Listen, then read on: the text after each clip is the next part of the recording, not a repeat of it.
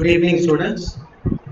I welcome everyone for this two-day workshop on MVTQ certification program, round 2. So before getting started, I would like to know whether am I audible clearly? That everyone is able to hear my voice clearly. So I think there will be a live chat on the right side. So please, in the live chat, tell me whether it is clearly audible or not.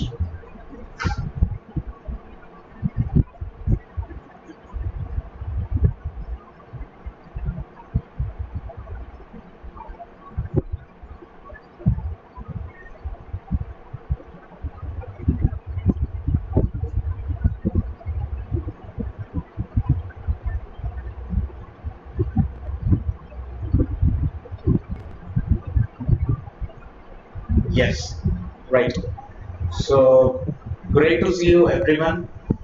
So here, this two-day workshop is on how to crack InfyTQ round 2, especially for round 2, because already round 1 is already over, and this two-day workshop is going to be on how to crack InfyTQ round 2. So I think hope everyone knows the pattern of InfyTQ round 2. So I think when coming to round 1, you see we had 40 MCQ questions. In that, among 40 MCQ questions, 20 MCQ questions were either from Java or Python, 10 MCQs were from DBMS, and 10 MCQs were from DBMS, and the other 10 questions were from Aptitude. And coming here to this round 2.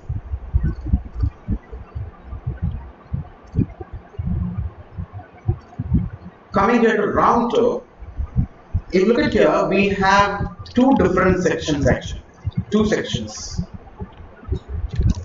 First section, two sections we have, and when you take first section is actually what we have is 10 MCQ. First section is going to be 2 coding questions. 2 coding questions. And whereas each coding question will carry 30 marks.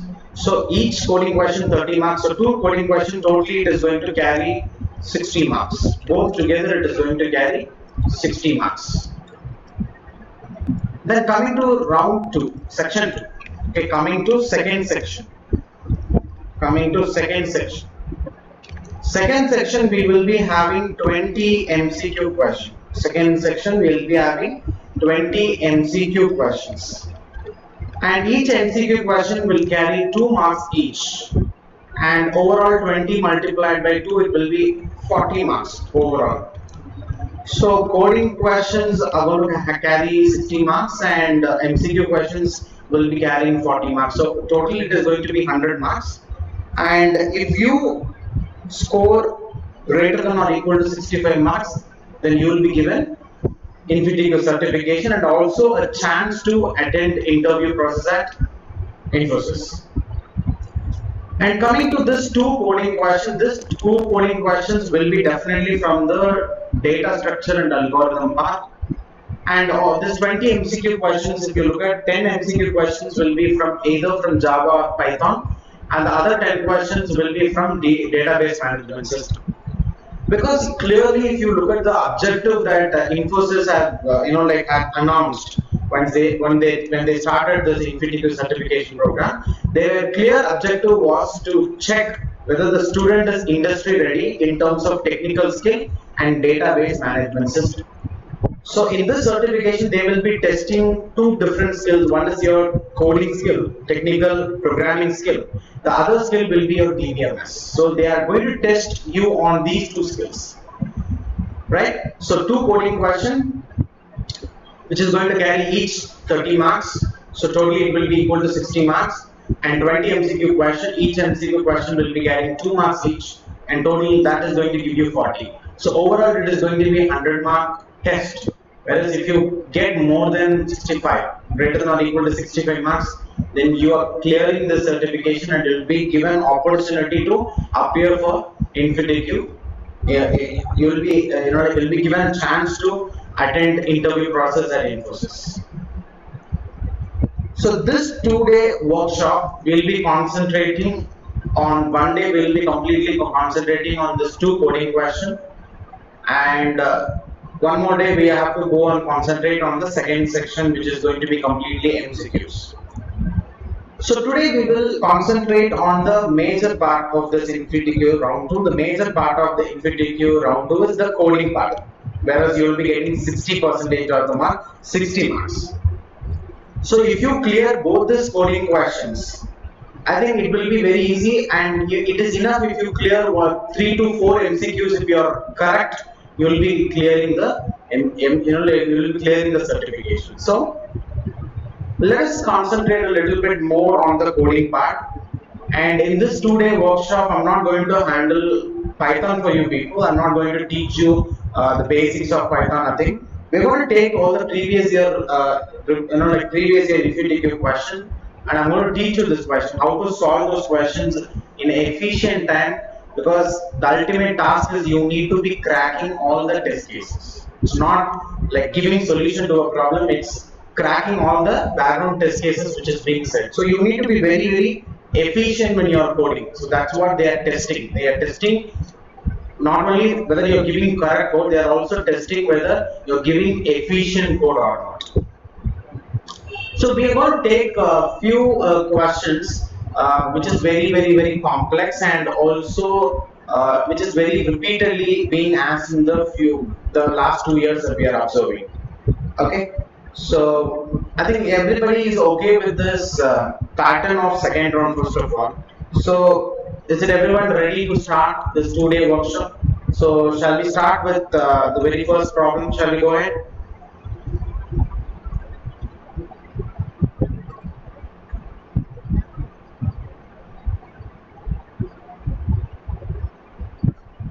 See, unlike like round 1, I think in round 1 we had negative marking. When you give a wrong answer for a particular question, you were given a negative mark. But here in round 2, there is nothing. There is no, there is no negative marking actually. So in round 2, there is no negative marking.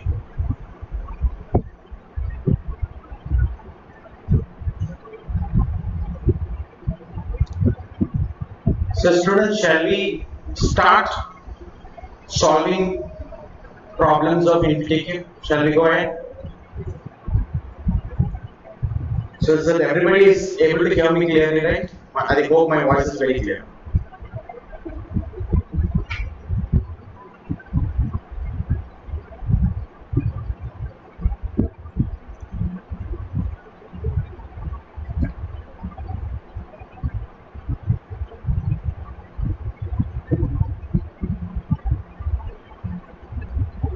Yes.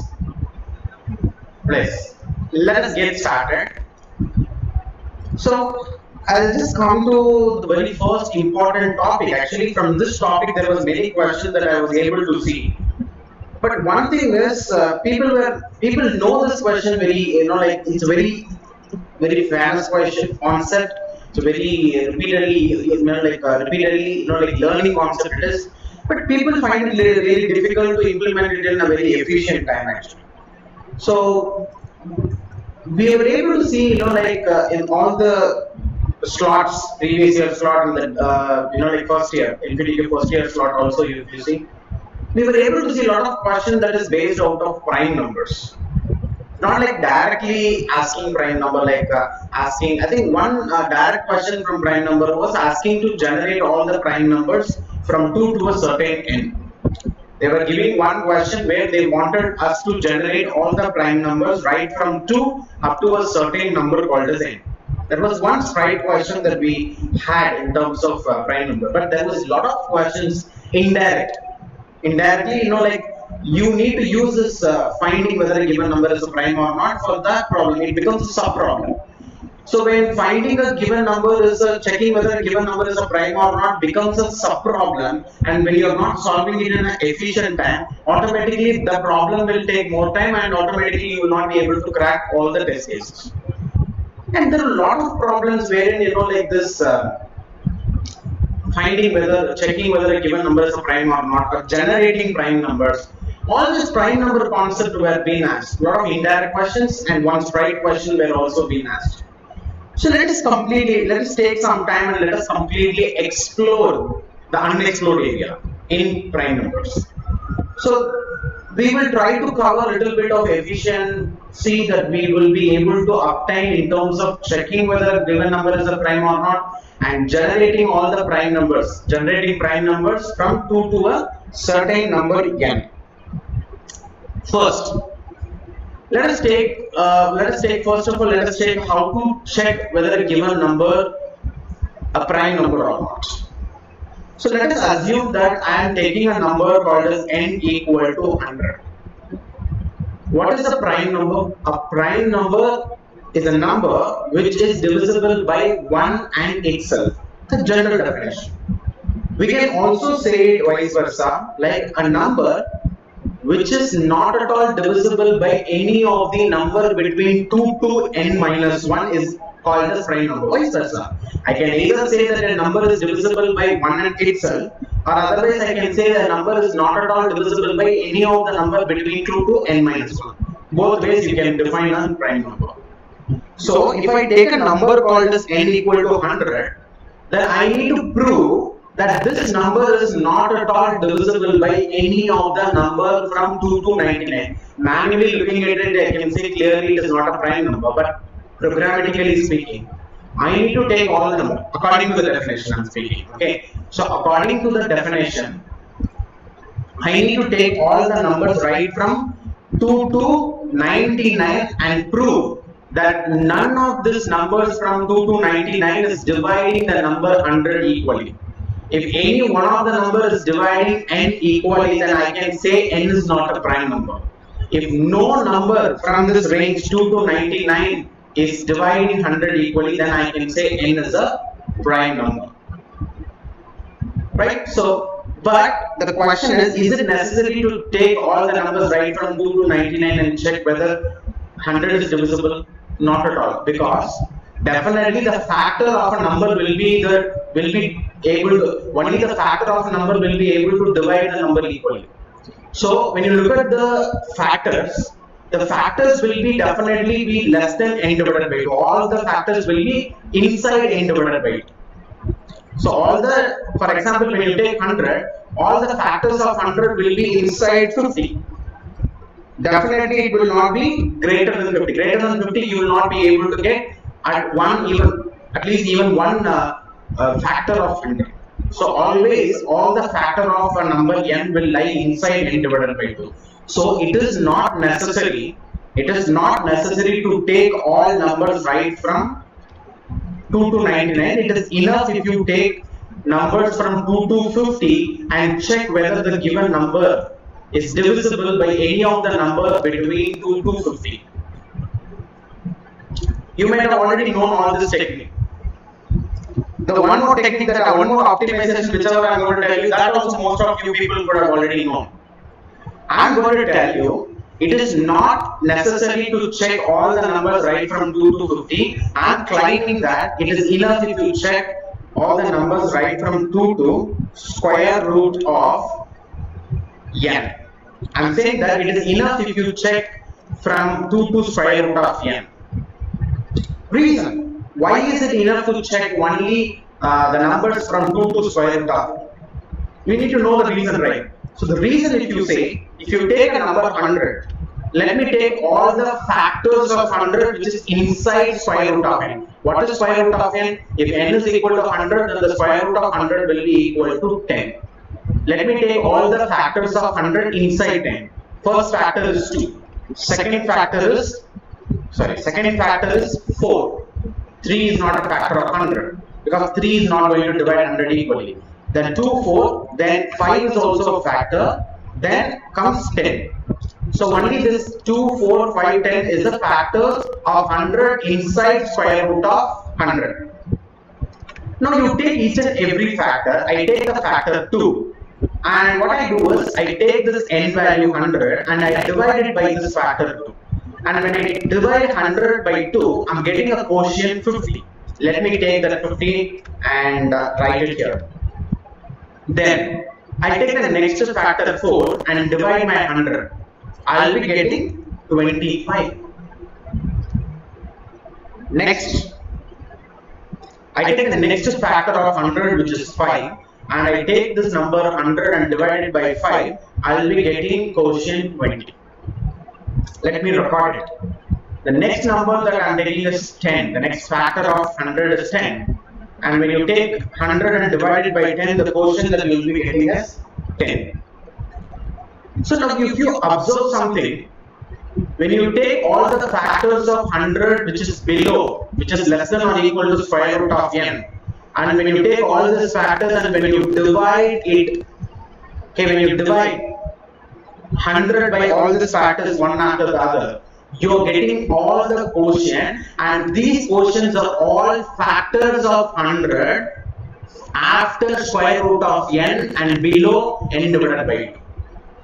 So by this I am able to, I will tell you what I am trying to claim is that when you take all the factors of a certain number n which is less than or equal to square root of n, and when you take that same n number and divide it by all those factors less than or equal to square root of n, you will be getting certain quotient, and those quotients are only factors which will be after square root of n to n divided by 2. Suppose if there is no factor less than or equal to square root of n, you will not be able to see factor on the other side which is greater than square root of n plus 1 and less than n divided by 2. So if there is no factor less than or equal to square root of n, there will be no factor on the other side greater than square root of n also, there will be no factor.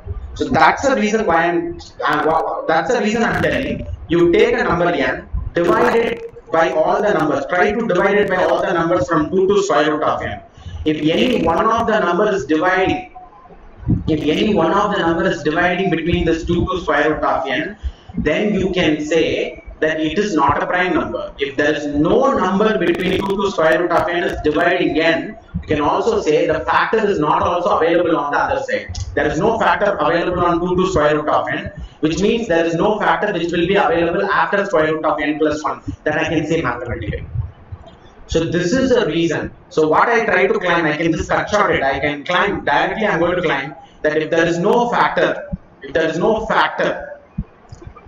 less than or equal to square root of n for a number n, there will be also no factor after square root of n up to n divided by 2 also, there will be no factor. That's what I try to claim. Okay, if there is no prime factor less than or equal to square root of n, there will be no prime factor after square root of n plus 1. So that's the reason why we are just sticking on to only 2 to square root of n. Now, it's not prime factor, sorry. If I mentioned a prime factor, let me change it. It's not prime factor. If there is no factor less than or equal to square root of n for a number n, there will be no factor on the other side which is greater than square root of n up to n divided by 2 for the number n. That's it. So this is the usual efficiency level, or this is the usual method that every student knows. But there is one more efficiency that can be made, that efficiency. I'll just tell you what is that one more level of optimization that we can do in terms of finding whether a given number is a prime or not.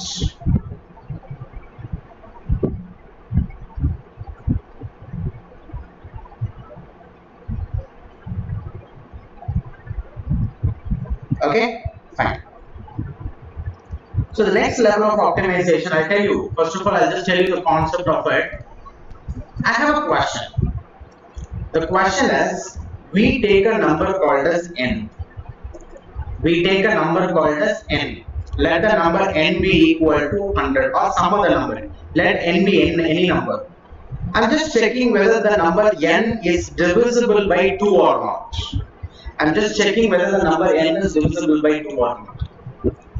Suppose if the number n is not divisible by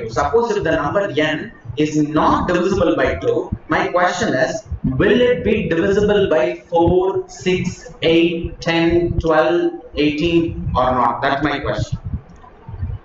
See, let me take n is equal to 100. We'll take example. What is square root of 100? The square root of 100 is actually equal to like 10. Let me take 400. So if n is equal to 400, what is square root of 400? Square root of 400 is equal to 20. Let me take all the number right from 2 to 20. So 2, 3, 4, 5, 6, 7, 8, 9, 10, 11, 12, 13, 14, 15, 16, 17, 18, 19, and then 20. So I have taken all the numbers right from 2 to 20. I have taken all the numbers. Now, what I'm going to do is now, my question is, if a number n is not divisible by 2, if a number n is not divisible by 2, here 400 is divisible by 2, that's okay. But if a number is not divisible by 2, will it be divisible by 4, 6, 8, 10, 12, 14, 16, 18, 20 or not is my question. You people can just use this chat box, live chat box, and you can just please interact with me. Can you people tell me in the live chat, if a number is not divisible by 2, will it be divisible by a number like 4, 6, 8, which is the multiple of 2? Whether the number will be divisible by the multiple of 2 is my question. That's why my question is. Can you people please tell me in this live chat box?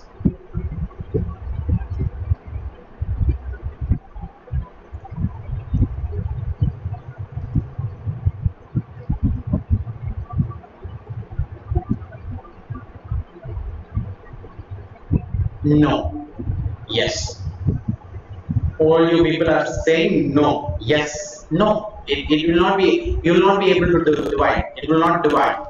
If a number is not divisible by 2, it will not divisible by all the multiple of 2. It's logical, mathematically. You see, if a number is not divisible by 2, definitely it will not divisible by any of the multiple of 2.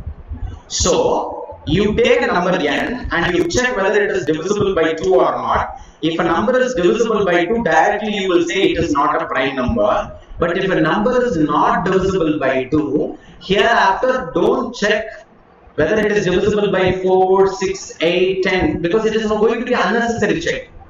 If you are done with 2 and if it is not dividing, if the number is not divisible by 2, don't check it with 4, 6, 8, 10, 12, 14, because ultimately it is not going to be divisible by any multiple of 2. So why wasting time in checking those numbers? Okay. Similarly, if a number n is not divisible by 3, it will not at all divisible by any of the multiple of 3. So if I check a number by 3 and if it is not divisible by 3, I'm not going to check it with 6, I'm not going to check with 9, I'm not going to check with 12, I will not check 15, I'm not going to check 18 and so on. Next what I will check, I am not going to check with 4 because already it is not multiple by 2. So for example, let me take 401. Instead of 400, let me take 401. I think 401 is not divisible by 2. Okay, it is not divisible by 2. So I am going to 3. Is it divisible by 3? No. So if it is not divisible by 2, I am not going to check 4 because it is not definitely divisible by 4. I am not going to check it. Then coming to 5. If this number is not 401 is not divisible by 5. If it is not divisible by, it will not be divisible by any of the multiple of 5. So 10, 15, 20 I will ignore. Then taking 7. If this number is not divisible by 7, and if it is not divisible by 7, it will not be divisible by any multiple of 7. So it is not divisible by 14. Then taking 11, no multiple of 11 is inside, no multiple of 13 is inside, no multiple of 17 is inside, no multiple of 9. Leave it. So you are going to check only the numbers 2, 3, 5, 7, 11, 13, 17, 19. What are these numbers? What we can call this? 2, 3, 5, 7, 11, 13, 17, 19. What kind of numbers is this? What kind of number is this? What we can call this?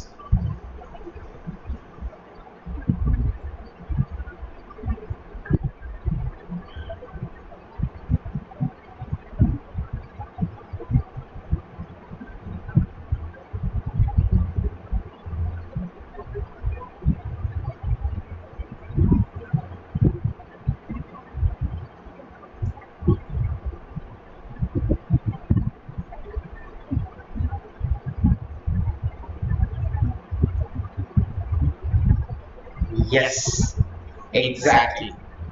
They're all prime numbers. So what I'm trying to say is, it is not necessary to take all the numbers right from 2 to square root of n.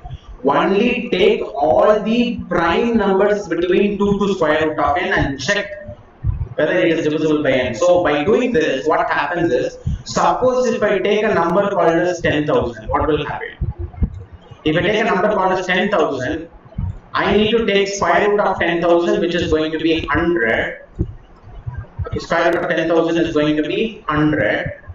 And previously what we should have done, we should have taken all the number right from 2 to 100 and we could have checked it, whether the number is n is divisible by any of the number between 2 to 100, because the previous technique is taking all the numbers right from 2 to square root of n. But now as per the technique, what you need to do, you need to choose only the prime numbers from 2 to square root of n. Nearly you will be having only 30 numbers, like 20 to 30 numbers from 2 to 100, which is going to be prime numbers. So you have reduced it nearly, 3 by 4 times. You have reduced the number of iterations or the number of numbers that you are going to take for checking process, right? But the next question is, I think now we are pretty sure that we need to take all the prime numbers from 2 to square root of n, and we need to check whether any of one of those number is dividing the n number, which is the input, equally or not. That's the final optimization. But coming to the implementation, we'll have a difficulty. What is the difficulty? The difficulty is, if you want to generate all the prime number right from 2 to square root of n, it will take a very, very, very good time. It will take more time actually. So that time will actually increase the efficiency. So, instead of generating all the prime numbers from 2 to square root of n, I think better we can take all the numbers from 2 to square root of n. If you want to generate all the prime numbers, it will take certain amount of time, which is equal to, instead of generating those prime numbers, instead of spending that time, we can take all the numbers right from 2 to square root of n. So what I'm trying to claim. So now what is the way of implementing it? What is the efficient way of implementing it? I'll give you one idea. See, our task is to make this process efficient. How we are making this process efficient? We are reducing the number as much as possible. We are reducing the number that we are taking to check whether it is dividing n equally or not. We are reducing the number as much as possible. So I'm going to give you a technique where all the prime numbers from 2 to square root of n can be found very easily, very efficiently also. But few non-prime numbers also will be coming. That's not going to be issue. 1 or 2 non-prime number coming in is not going to affect our time complexity. We are taking all the numbers from 2 to square root of n. Okay, now we are going to take all the prime numbers, and 1 or 2 extra non-prime numbers coming in. That's going to reduce the time complexity, right? Fine. So I'll tell you what is the technique is all about. So the technique is just simply a formula. A formula is actually 6 multiplied by k plus or minus 1. Plus or minus 1. So taking this formula 6 multiplied by k plus or minus 1. Now when you take k value is equal to 1 and substitute it, always your k value should be greater than or equal to 1. And when you take k equal to 1, what will be your 6 multiplied by k minus 1 separately, and take 6 multiplied by k plus 1 individually, right? So when your k is equal to 1, 6 multiplied by 1, 6 minus 1 is equal to 5. First formula is giving you 5. Then 6 multiplied by 1, 6 plus 1 will be giving you 5. I think 5 and 7 both are prime numbers. Okay, let me take k is equal to 2. Let me take k equal to 2. When k is equal to 2, what will be the two values? 6 multiplied by 2, 12, 12 minus 1, 11. That's one value. Then comma. 6 multiplied by 2, 12, 12 plus 1 is equal to 13. That's one more number. That's another number, 13. 11 and then 13. Then next, I'm going to take k is equal to 3. I'm going to take k equal to 3. If k equal to 3, what will be the two values? 6 multiplied by 3, 18. 18 minus 1 is equal to 17. Then 18 plus 1 is equal to 19. I think so far 5, 7, 11, 13, 17, 19, all these numbers are prime numbers. Now let me take k equal to 4, which will clarify. When k is equal to 4, what will be the two values? 6 multiplied by 4, 24, minus 1, 23, and 6 multiplied by 4, 24, 24 plus 1 is equal to 25. I think now 23 is a prime number, but 25 is not a prime number. So this is what I was trying to say. All the prime numbers will be, like it sequentially will be found. But here and there, one or two non-prime numbers also will be coming into the answer.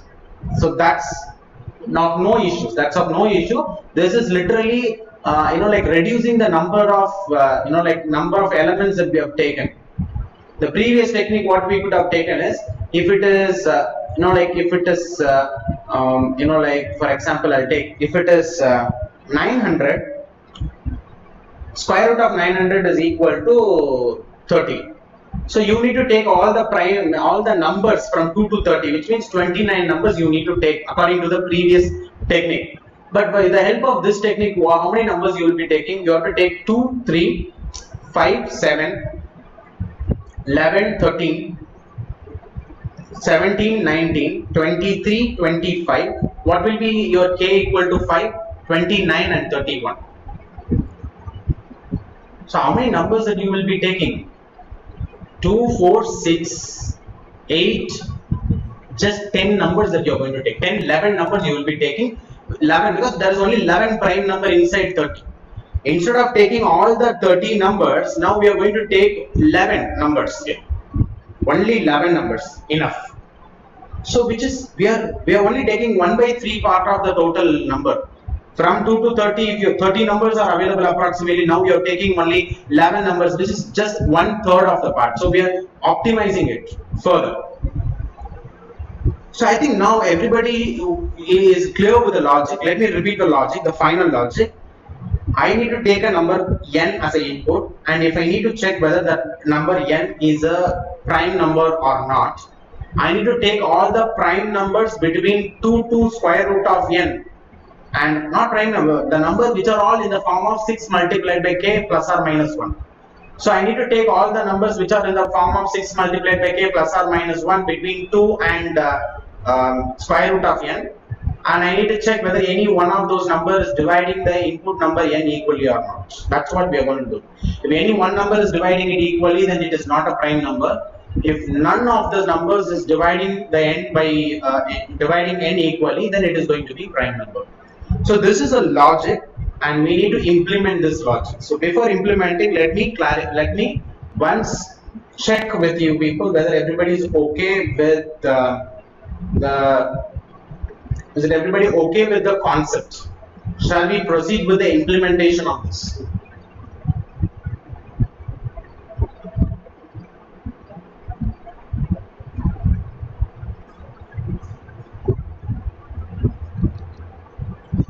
So any questions, any clarifications that you want to, that you want to ask me or discuss with me, you can proceed. Yes, there was one question from Prema Shetty. Where is 2 and 3?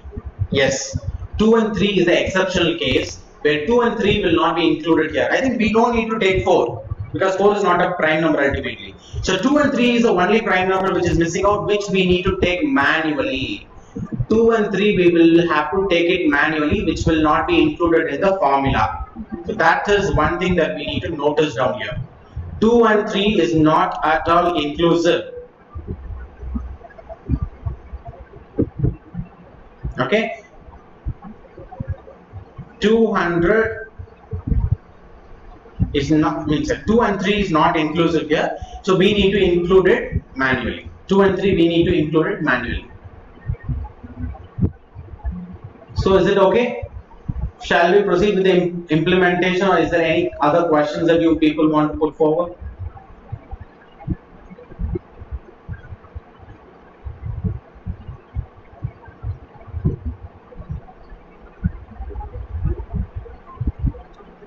Siddharth Krishnan, yes, you have to clear round 1 to get participated in round 2.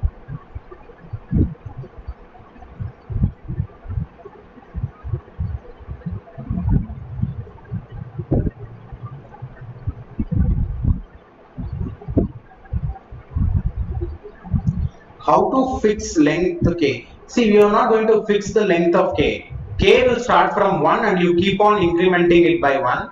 So for some k value, you will be getting a certain number which will be greater than square root of n value. So for some k value, if your answer is greater than the square root of n, then you can stop the process. That's it. Up to that, until that, you can keep on incrementing your k value, and you can find 6k minus 1 and 6k plus 1 value also. At some case, both your 6k minus 1 and 6k plus 1 value, both these values will be greater than the square root of n. That position you can stop it. There is no static maximum value of k. It depends on for which value of k, the 6k minus 1 and 6k plus 1 is going to exceed, or it's going to exceed the square root of n value, right? So if you are not participated in round 1, you will not be able to participate in round 2.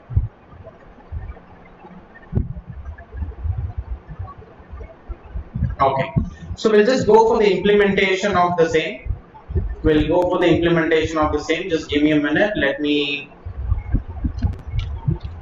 take editor for you people. Let me open the editor.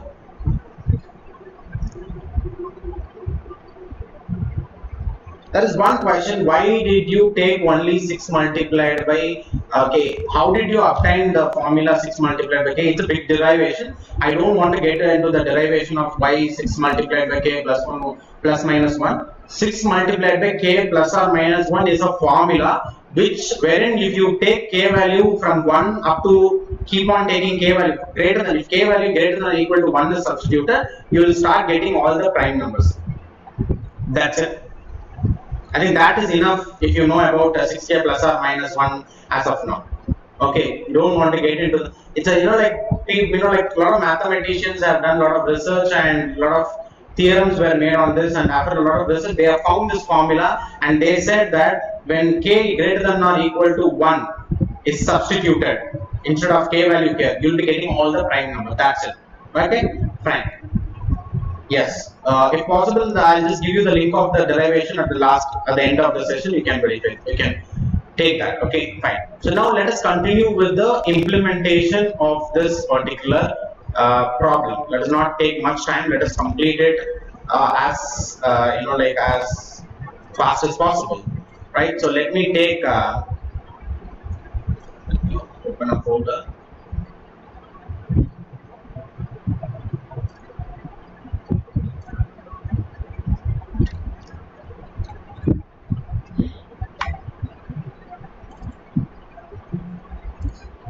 Okay, fine. I've just taken a new folder. So wherein let me create a new file and let me save it with isPrime is a function. So isPrime.c is the name that I give to the file. Yes. So now let us start implementing this.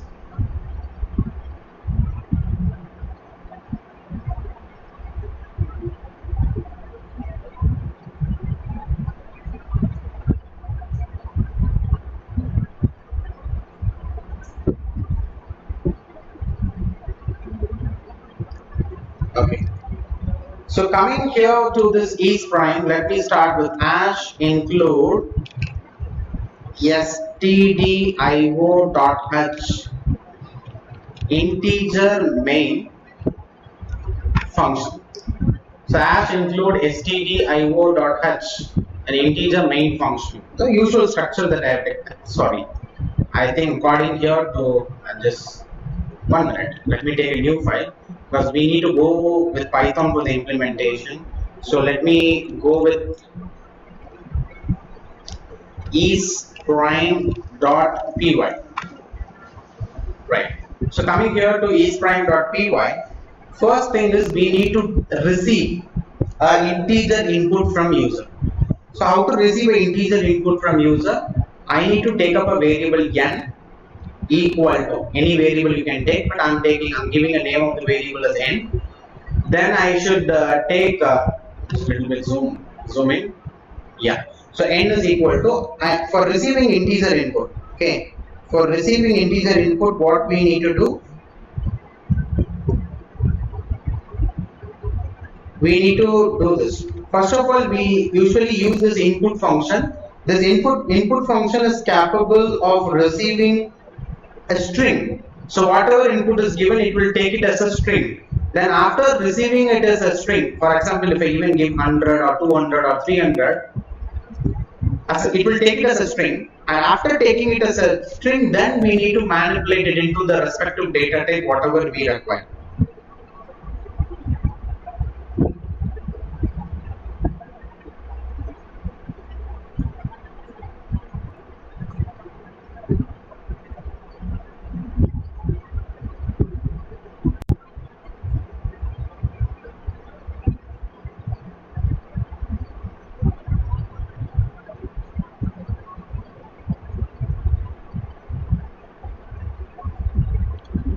Okay, see, in terms of Python, coming to Python, every input you can be receiving it as a string first of all, and after receiving it as a string, then you need to typecast it into the respective data type whatever you wanted. So first of all, input will see for you to understand n is equal to input of. This will receive an input as a string, and it will be storing. Suppose if I want to typecast that string into an integer, then there is a function called as int. I need to pass that respective, like string as a parameter to integer function. It will convert the string if and only if make a constraint, if and only if that particular string consists of complete digits, numbers. If it is having some character A, B, C, and if you are trying to convert it to integer function will throw error. It will throw error. So then I convert it into integer, then I just store it back in n variable itself. Instead of doing it in two different lines, what I am doing here, I am receiving a string. Because of this input function, I will receive a string. Then I am enclosing the entire input function inside integer. So first of all, input function will be working. Instead of input function, I will be receiving a string, and that string will be passed as a parameter of int. Then only the outer part will be working. Then that string will be converted to integer, then it will be assigned to n. So I am making it in a single line. So int of input of. So int of input of will receive an integer. Okay, now after receiving integer, what needs to be done?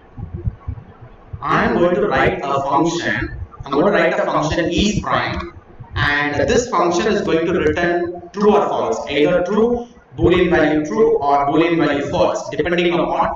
If it is a prime, it will return true. If it is not a prime, it will return you with false. So let me take a function is prime, and this is prime function is going to take a parameter n, or otherwise let me take it as num. By taking a parameter num, I am going to pass this number n instead of the parameter. By taking num as a parameter, I need to verify whether the given number is a prime or not. So what I need to do? I'll be checking if that particular number, if it is less than or equal to 1, definitely it is not a prime number. Am I right or no? Because the very first prime number is 2. So all the number which is less than or equal to 1 will definitely be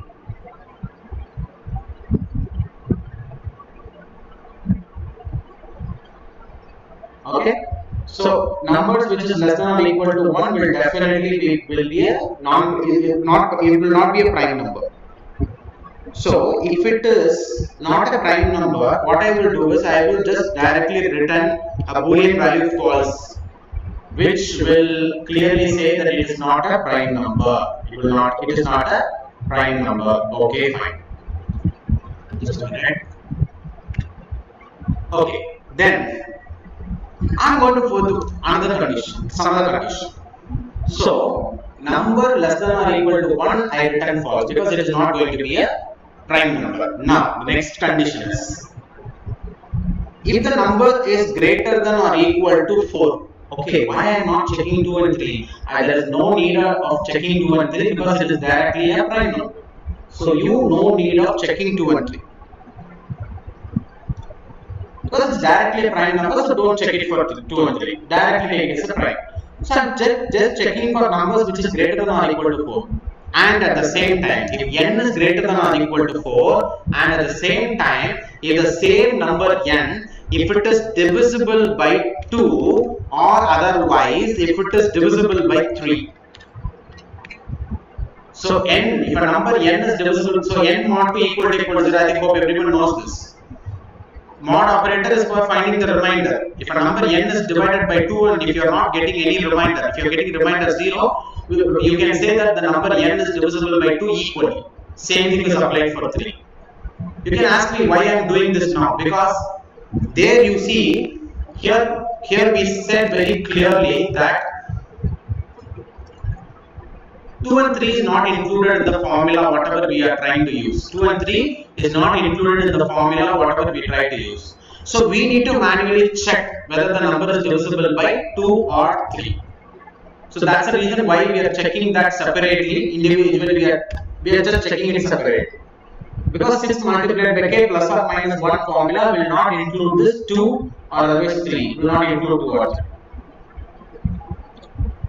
So if n is greater than or equal to 4 and at the same time if it is either divisible by 2 or if it is divisible by 3, either if any one is dividing n equally, then I can directly say that it is not at all a prime number. So I have written false.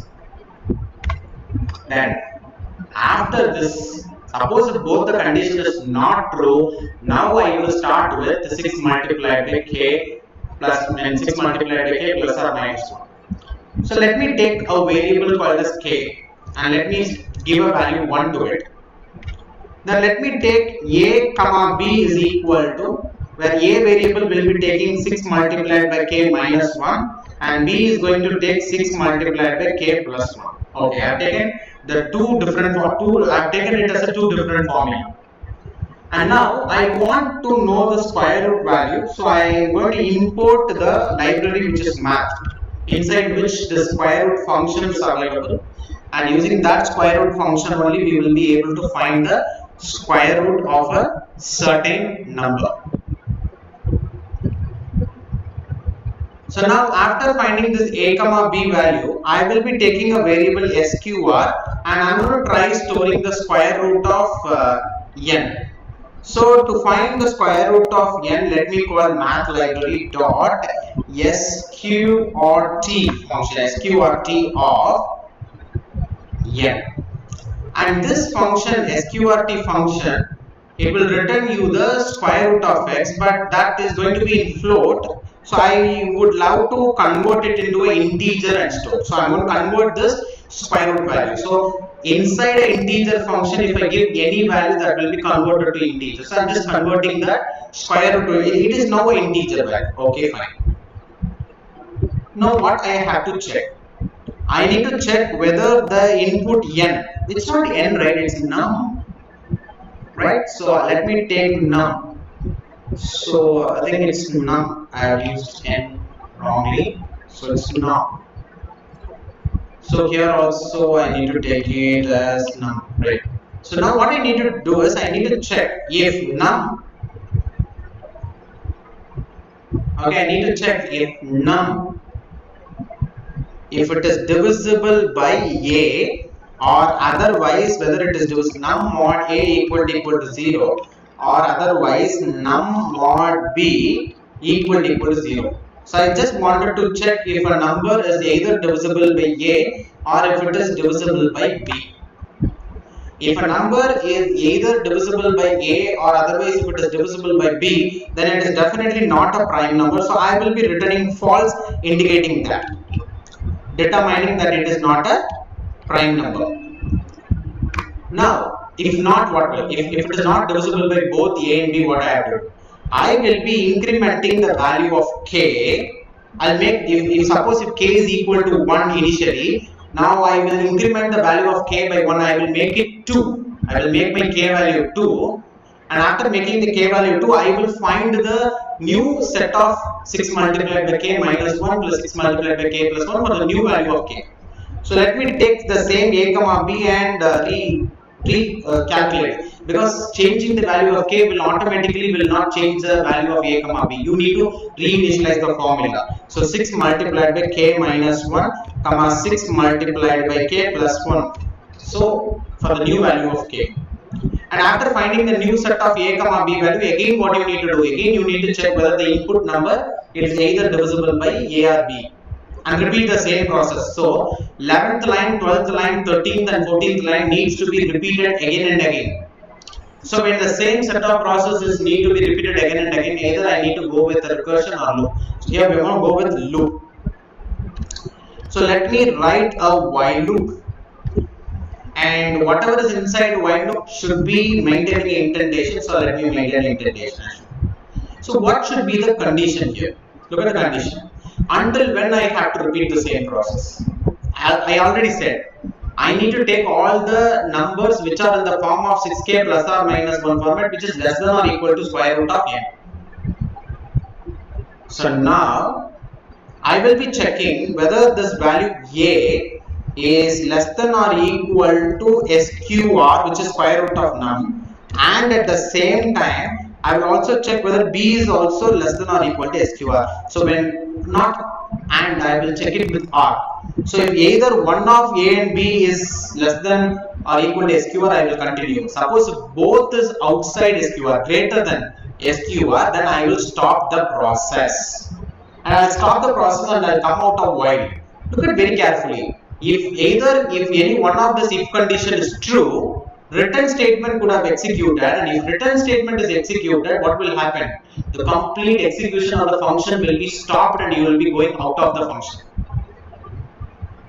Because return statement is like a break statement inside a loop. It will stop the entire process. Suppose if any one of this if statement was true, the return statement could have executed, then I could have not come out of this while loop at all. Suppose if I am coming out of while loop, which means not even for single time, the above if conditions were evaluated to true. So now I am going to return true. Now I am going to return true. I am going to return true. So after this while loop, I am just returning true. Return true. So if none of this condition is evaluated to true, then I have to say finally, if none of this condition is evaluated to true, then I can say it is definitely a prime number. So finally I will return true. So if this is prime function returns true, then it is a prime number. If it is returning false, it is not going to be a prime number. So now what I am going to do here, I'll be checking this. I'll call this is prime function and I'll pass this integer n. Suppose if this function is returning true, if you are receiving true from the function, then you can say definitely, or other, I can just say separate, I can just say that it is definitely a prime number. Yes, it is a prime number. Yes. Suppose if this condition is not true, then what I can say, it is definitely not a prime number. So print not a prime. Print not a prime. Save. Right. So let me now execute it and check. Yes, it's waiting for input. Let me start from 1. 1 is not a prime, 2 is a prime, 3 is a prime, 4 is not a prime, then 5 is a prime, then 6 is not a prime, 7 is a prime, 8 is not a prime, 9 is not a prime, 10 is not a prime, 11 is a prime, 12 is not, 13 is a prime number, yes, and goes on, and it will be perfectly finding every number whether it is a prime or not. So this is the logic and this is the implementation. I have also given you the implementation. So have a look at this implementation and just kindly let me know whether is there any doubt or is there anything else that I need to elaborate or clarify in here in terms of this implementation. Please kindly tell me, please.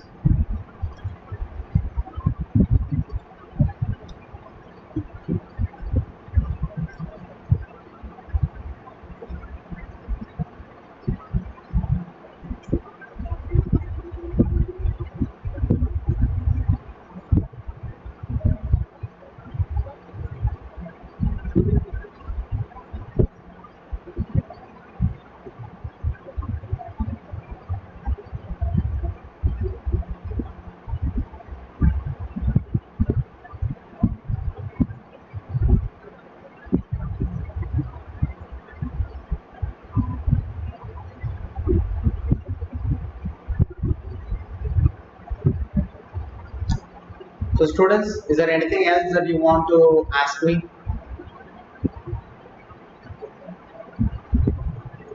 What if we want to display those numbers in a range? I'll come to that later. But now coming to checking whether a given number is a prime or not, we have seen the efficient technique. And after looking at this efficient technique, now tell me, okay? So now everywhere, wherever you want to check whether a given number is a prime or not, go with this efficient technique. See, there will be a big problem, whereas as a small part, you might require to check whether some number is a prime or not. There, don't use the normal technique that you use, which will take more time.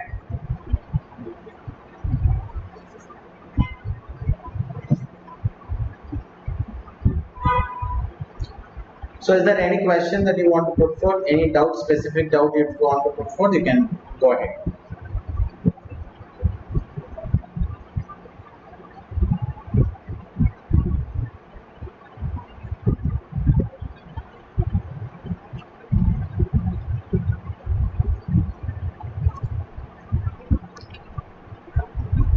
So students, coming here with what if we want to display those numbers in a range? Range, I think yes, range I will we will do it after completing this. We'll come to range later.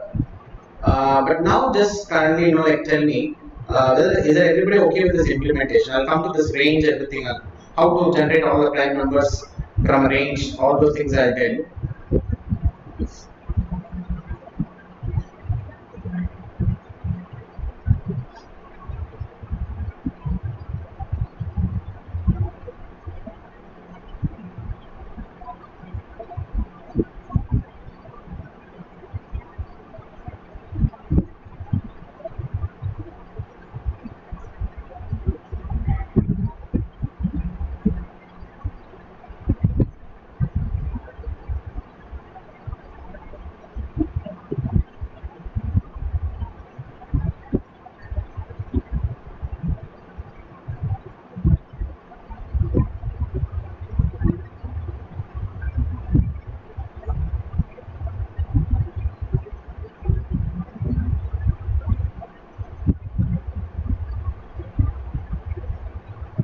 Why prime numbers are so significant? If you see it in the real time, real life, not that significant, but when it is coming with coming to comparative programming, in the field of comparative programming, prime numbers are very significant because they try to use that prime number concept and a lot of like bigger problems. You can able to find this checking whether given numbers are prime or not as a small sub problem. Okay, only in comparative programming they are using it because the objective of comparative programming is to test any student or any person whether they are writing a code which is very efficient in terms of time, space, and code complexity.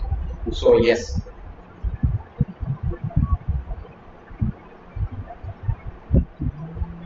Yes, there's one person who's telling this, whereas this prime numbers are sorry, n mod 2 equal to 0 is not efficient. Yes, it is not efficient. I'll come to that now.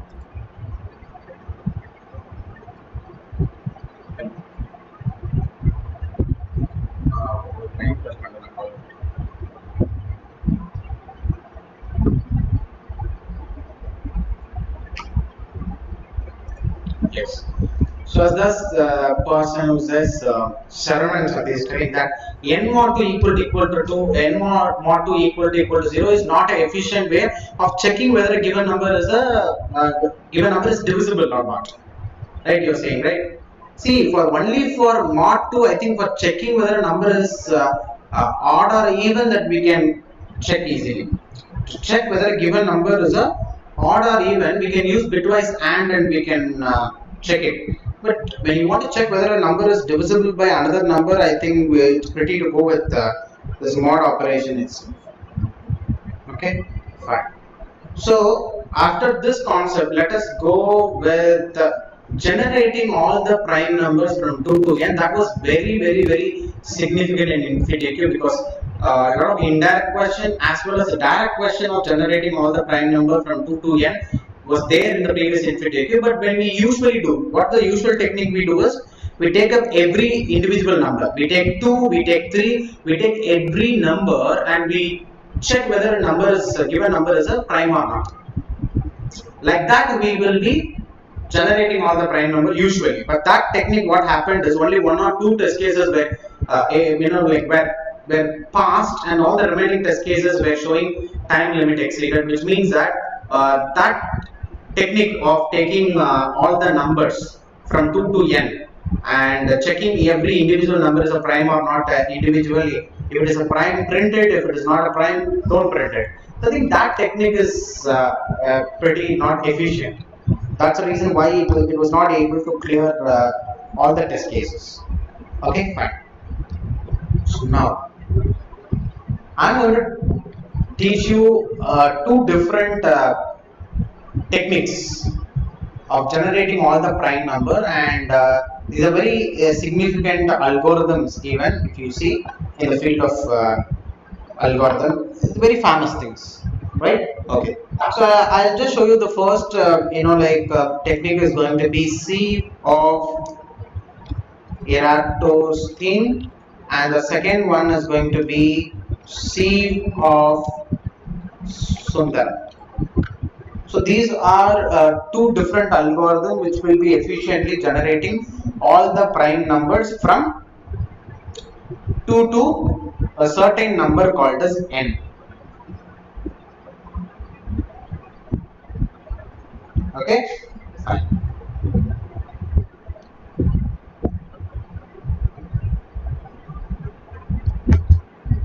So now, first of all, initially we will be taking 1 minute.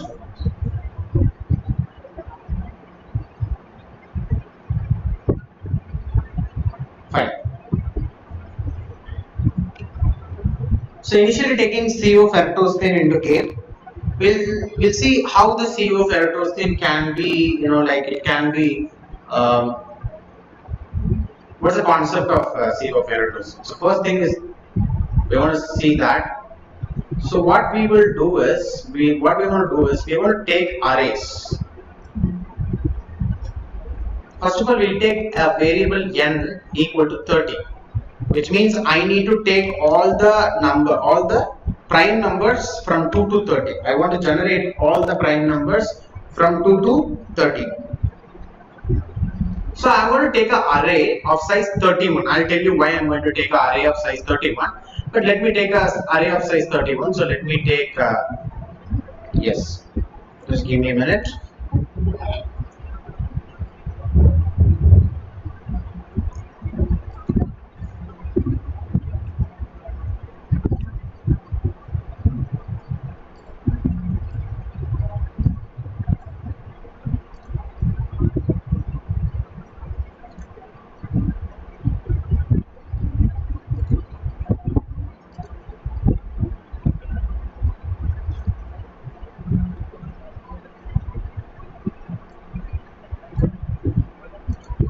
Let me take an array of size 31 first of all. So array size 4 have been taken. 5, 6, 7, 8, 9, 10, 11, then 12. So now what we will do is we'll take this complete array again once more. We will take it. Copy the same thing again. Okay, so now coming here again, let me take this for example. So already 1, 2, 3, 4, 5, 6, 7, 8, 9, 10, 11, 12, 13 is created. Now 14, 15, 16, then 17, 18, 19, 20, 21, 22, 23, 24, 25, 26, 27, 28, 29, finally 30 and 31. So I have taken an array of size 31 first of all. So what is the reason of taking array of size 31 when the input is 30? because I want a array up to index 30. I want array up to index n. Whatever the n value given, I want that index also. So if I want that index, if I want up to 30th index, then the size, if it is 31 only, I will be getting up to 30th index. So that's one reason why I am taking an array of size 31. Why do we want up to 30th index? Because what I am going to do is, let me take all the respective indexes also. For example, here it is index 0, then here it is. So let me just pay. Okay, let me take. Here it is going to be index 0, then this one index 1. Here let it be index 2, let it be index 3, index 4, then index 5, index 6, index 7, 8, 9, 10, 11, then it's 12, and then the index is here 13, 14, 15, 16, 17, 18, 19, 20, 21, 22, 23, 24, then 25, 26, 27, 28, 29, and then 30. So I have taken all the index right from 0 to 30. I have taken. Now what I do first thing is, in 0th index and 1th index I store the value 0, and apart from 0 and 1, all the other index I am going to store value 1. All the index I am going to store value 1.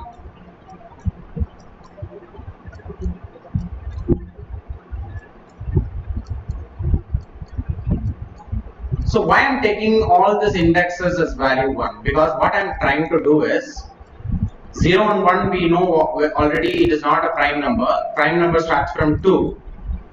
I am just assuming, let us assume that all the numbers right from 2 to 30, the numbers, I represent the number as an index here. In all the indexes here are the numbers, and I try to prove, I try to assume, first of all I assume that all the numbers after 2 to n is a prime number, and every number I am going to try proving that it is not a prime number. I am going to prove each and every number that is not a prime. So that's what we are going to do. Like mathematical induction, I consider every number to be a prime, then I try to prove a certain number are not prime. How we are going to do it in a very efficient way is what we are going to look through. There is two set of process available. One process we call it as selection. One process we call it as selection. One other process we call it as elimination. Actually, when you need to select to eliminate, so selection has to be done primarily, then only elimination have to be performed. So I need to select a value, then I need to eliminate set of values which depends on the selection that we will see now. The first element that needs to be selected, is second index element. The element that needs to be selected, first element that needs to be selected is second index. So if the second index is chosen, what I need to do is I need to eliminate all the multiple of the selected index. I need to eliminate all the multiples of the selected index. Selected index is 2. What are all the multiples of 2? 4, 6, 8, 10, 12. All those indices have to be eliminated. What is mean by eliminate? Eliminating is change the respective value of those indices to 0. If you change it to 0, it means it is eliminated. So let me change all the multiples of 2 now to 0. So 4th index, change it to 0. 6th index is changed to 0. 8th index will be changed to 0. 10th index will be changed to 0. 12th index, 14th index, 16th index, 18th index, 20th index, 22nd index, 24th index, 26th index, 28th index, and 30. So all the multiple of second, all the multiple of two indexes, all the multiple of two indices are eliminated. All the multiples of two indices are eliminated. This is one set of selection and one set of elimination. So I select, first selection is index 2. So whichever index I select, I take all the, except that selected index, I take all the other multiple of the selected index. And all those indices have to be eliminated, which means their corresponding value have to be changed into 0. This is a single set of selection and elimination.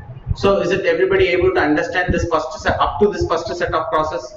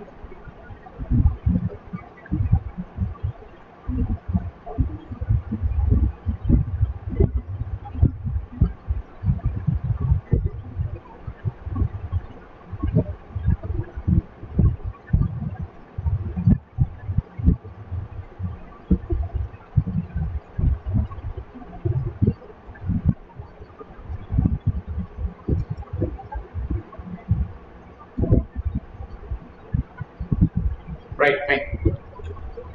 So let me continue with the next set of process. What will be the next selection? Present selection is 2.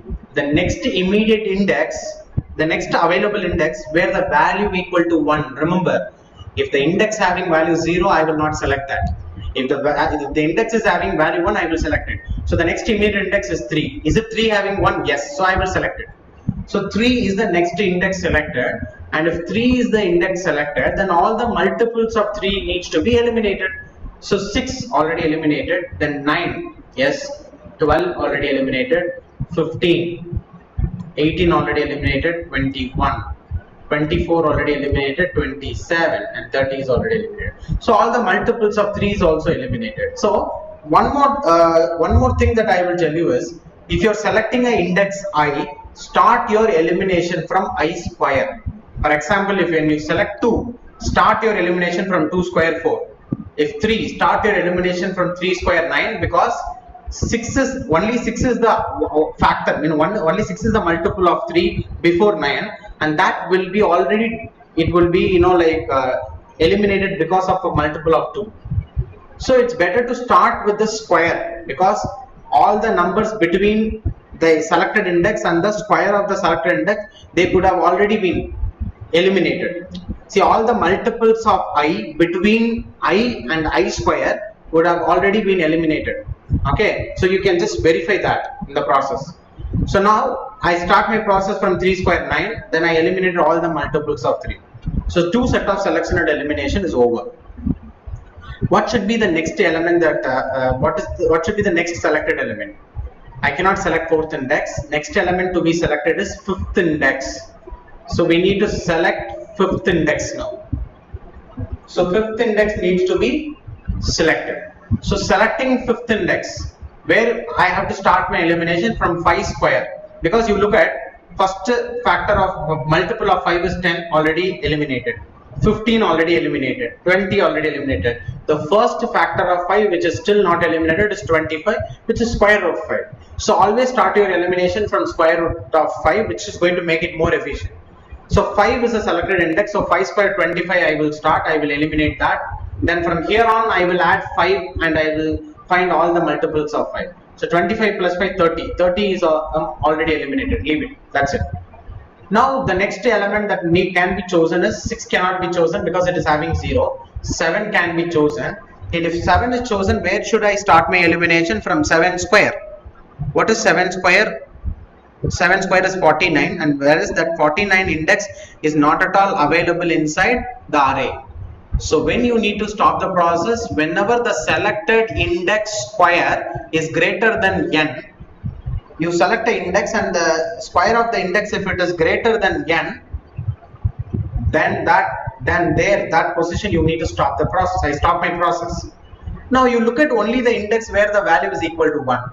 So 2, 3, 5, 7, 11, 13, 17, 19, 23, then 27, 29.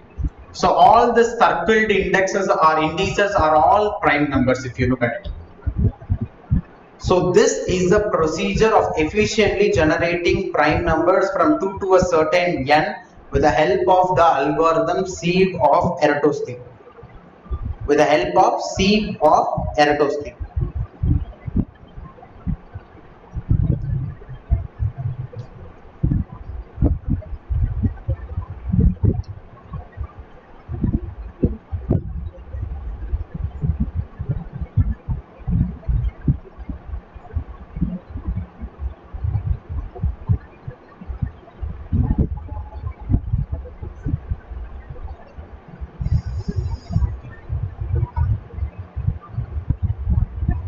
So is it everybody okay with the logic? Shall we proceed with the implementation? Is it everybody okay with the logic? Shall we proceed with the implementation?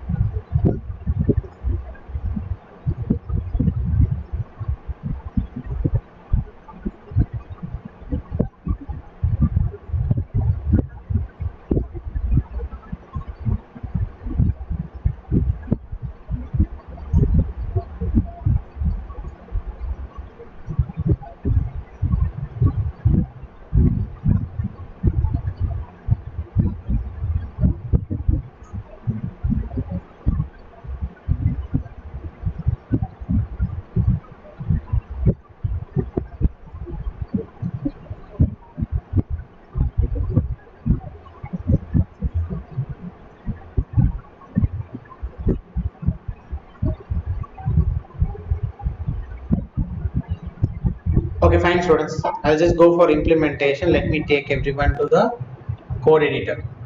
So we will take a new file, whereas we will create and we'll save it as generate primes. Generate primes.py. Generate primes.py. So coming here to generate primes.py. Coming here to generate primes.py, first thing is I want to know the input n up to which prime numbers needs to be generated. So let me take n is equal to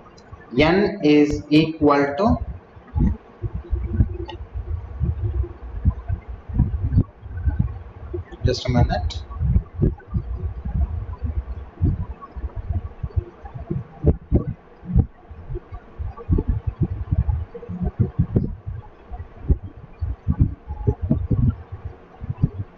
So n is equal to, how will we receive an integer input? Int of input of. Now I need to take up an array. Okay, so x is equal to, I need to take up an array where every element is going to be, for example, every element is going to be 1 except 0th index and 1th index. And what should be the size of the array?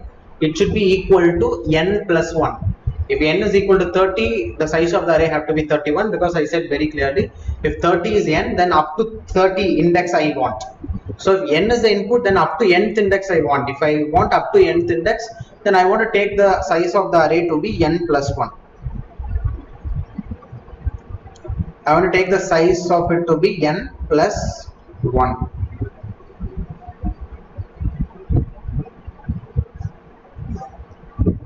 So x is equal to,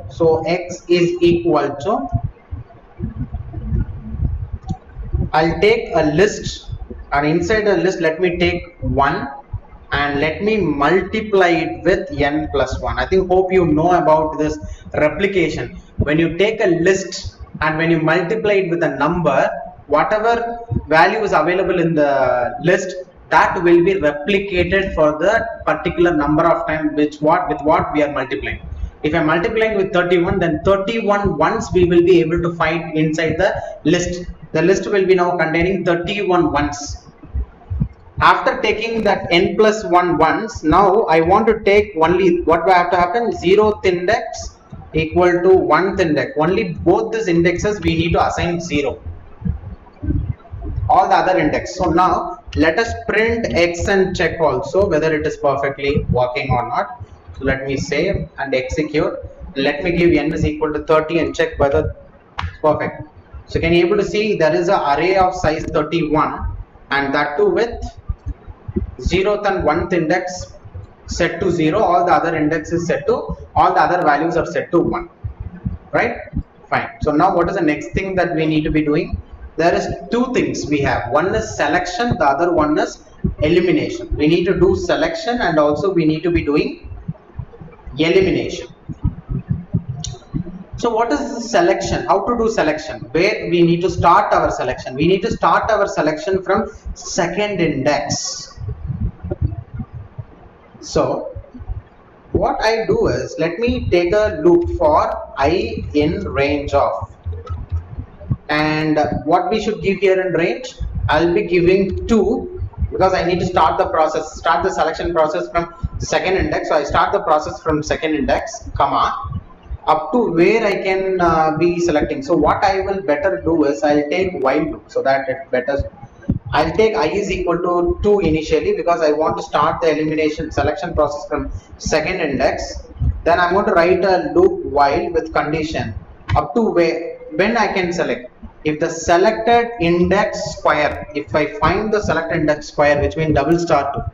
Double star is an operator using which you find the square of some value. So I double star 2 will find the square of I. So if the square of I is greater than, until it is less than or equal to n, I can continue. Suppose if the square of the selected index is greater than n, I will have to stop the entire process. Okay, after selecting, is it the only condition to select a index? No, it is not only the selected index square should be less than or equal to 1, also the selected index value should be equal to 1. So that I will check separately. So if x of I, if x of I, whatever index we selected, it should be having 1. If it is equal to 1, then I can continue, or else I can stop the process. So if x of I is equal to 1, what is that I need to do? I need to write a loop for elimination. I'll write a for loop here. So for j in range of, where the elimination should start, it should be starting from the square of selected index, and it can go maximum up to last index. So I have to give n plus 1, because if I give n, it will check only up less than n only. If I give 30, it will come up to 29. So if I give 31 only, it will come up to 30. So what should be my increment? So this is the normal loop that wherever you use in C programming, the starting index, ending index, and the incrementation. Okay, so for j in range of I square, and it can go up to last index, and the increment have to be I. The increment have to be I, because if I start with 2 square 4, from 4, if you want to find all the multiples of 2, you have to keep on adding 2 to that 4 plus 2, you find the multiple of another multiple of 2, 6 plus 2 8, you get all the multiples of 2. So you keep on adding the j value by the selected index, wherever you will be finding all the multiples of the selected index. Now whatever j index is available here, all this j index needs to be eliminated. So I take x of j equal to 0. So for j in range of I square, n plus 1, I, whatever j you have, you just eliminate it. What you have to, how you have to eliminate? You have to change that particular index to 0. That's it.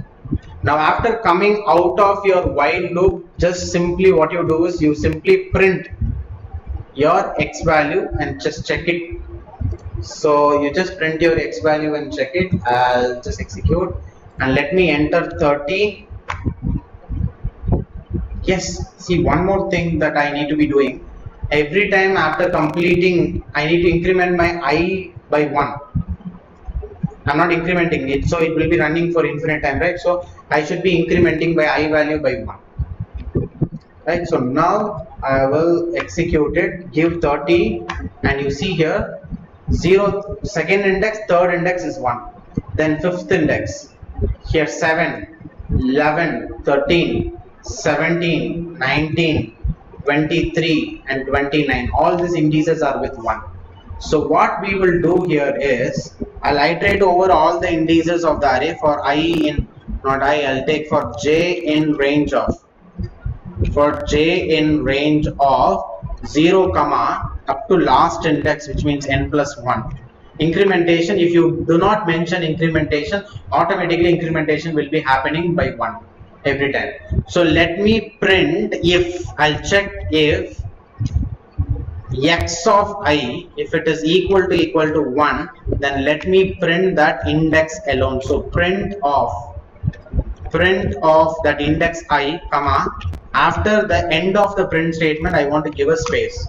So end equals this, because at the end of the print statement automatically new line character will be given, but at the end of the statement I want to go with space, so end is equal to space, and that's what I'm going to give here, right? Yes. So let me save this, and now let me execute it here. Let me execute the program. Let me give 30 as the input.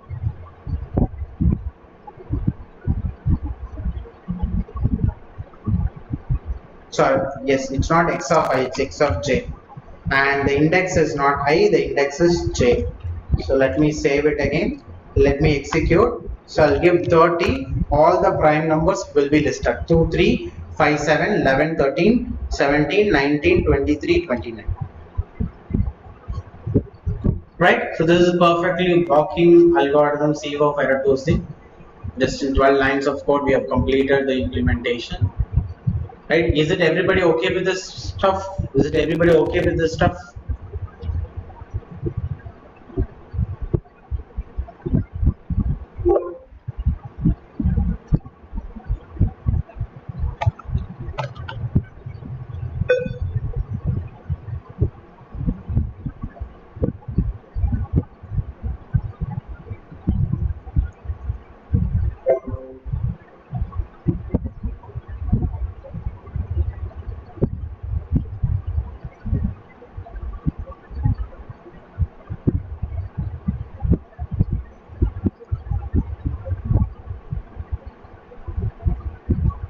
Is it everybody okay with this, students? Shall we proceed with the next question?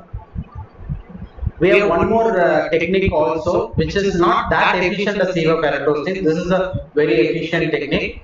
There is one more way, which is using sieve of Sundaram, which is a algorithm derived by an Indian mathematician. I think you take the name of the algorithm and you can actually work it on your own. Okay, so we will go for some other different concept we will go. So the next question that we are going to look into is,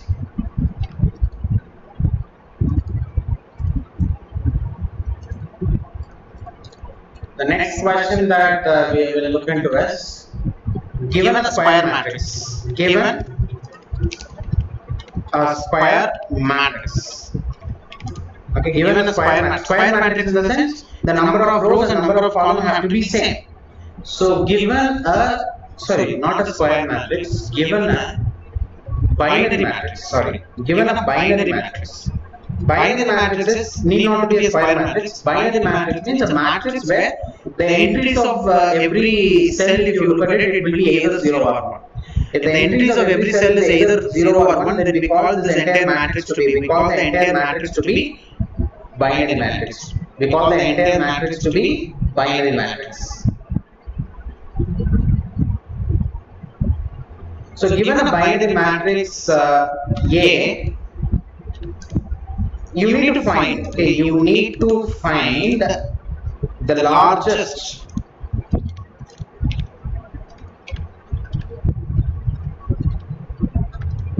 K cross K square submatrix. You want to find the largest K square, K multiplied by K square matrix, K cross K square matrix, where all the entries in that particular, where all the entries in that particular square matrix, K cross K square matrix is going to be 1, where all the entries in it is 1. So a binary matrix will be given to you, maybe of any dimension m cross n. You need to find the largest K cross K square matrix. You want to find the largest square submatrix, not square matrix, square submatrix, where all the entries in that particular square submatrix have to be 1. So is everybody okay with this question? Shall we proceed with this question? Can somebody give me any idea over it if you have any idea? Given, is everybody okay with this question first of all? Question understood?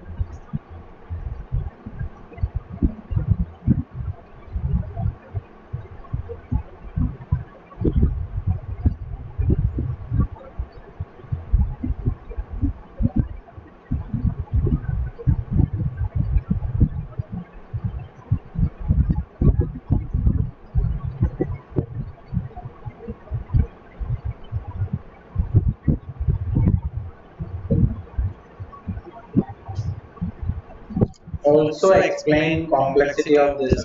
Okay, see the complexity of that sieve of Eratosthenes, if you look at it, it is order of log of n, double log n. The usual algorithm, the traditional implementation will be taking order of log of n, but in we can implement the same logic in order of n time also, linear time also, but whatever I have taught you is order of log n, which is enough for you to crack the InfyTQ or other competitive programming. You don't need order of n, but order of n implementation is also possible for same sieve of Eratosthenes. So coming to this problem, I will explain you the time complexity also after completing it. So coming to this question, first of all, I'll take an input. So the input is going to be actually a matrix. So let me take a 5 cross 6 matrix. So let me take a 5 cross 6 matrix. So let me take 5 rows first of all. So it's going to be 5 rows. So row number 1. Then it's going to be row number 2. Then row number 3. Then row number 4 and then row number 5. Yes, column have to be 26 number of columns have to be there. So I'm going to take 6 columns. So column number 1, column number 2, column number 3, column number 4, then column number 5 and then column number 6. So this is column number 5 and then 6, and this is column number 4. Yes. So I have taken a matrix of 5 rows and 6 columns, and let me take a few entries of it. So entries, if you take, so first of all you take the index, row index 0, 1,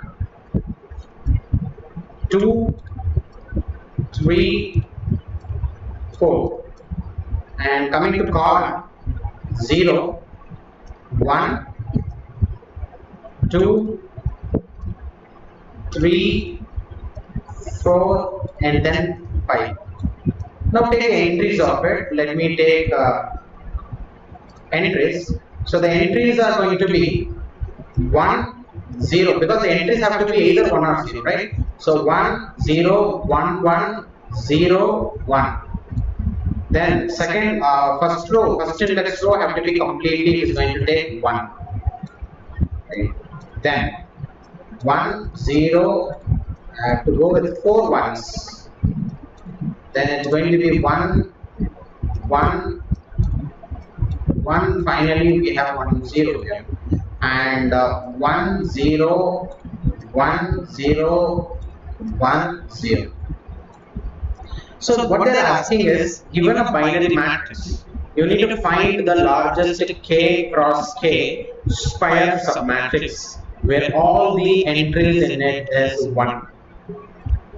So when you take a lot of square matrices there, 1 cross 1 square matrix, lot of 1 cross 1 square submatrix, 2 cross 2 square submatrix, 3 cross 3 square submatrix, 4 cross 4, maximum square matrix possible here is 4 cross 4 because the number of rows is 4, so that's the minimum. So if you have to take the number of rows and number of columns, so whichever is minimum, either the number of rows is minimum or number of columns, whichever is minimum, that many maximum, like I think you have 5 cross 5 can be done. I think 5 rows, 6 columns. So the minimum among the number of rows, number of columns, number of rows, which is 5. So whichever is minimum, that much, like that 5 means 5 cross 5 will be the maximum size square submatrix. So they are asking us to find the maximum size square matrix. They want us to only find the size. What is the value of k? Whether we have a what is the maximum 5 cross 5? Is there any 5 cross 5 square submatrix with all entries 1? If it is found, then I need to take k value 5 and I need to print yes, there is a 5 cross 5. That's the largest square submatrix with all entries 1.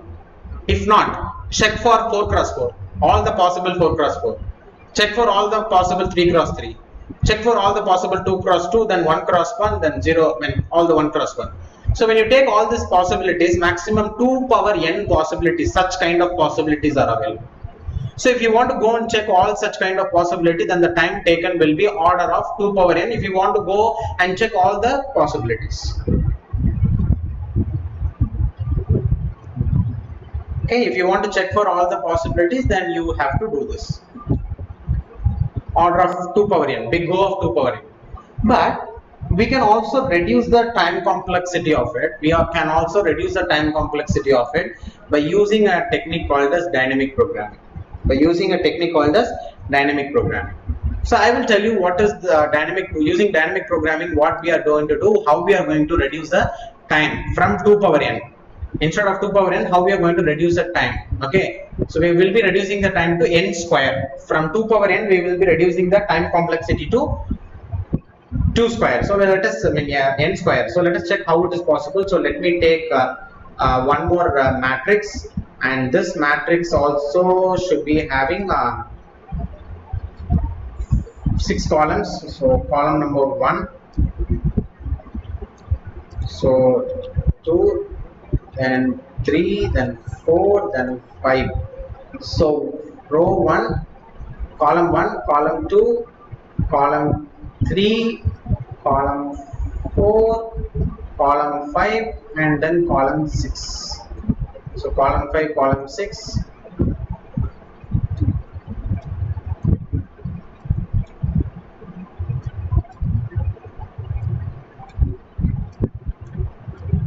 Okay, so 6 columns we have taken here, and similarly we need to be also taking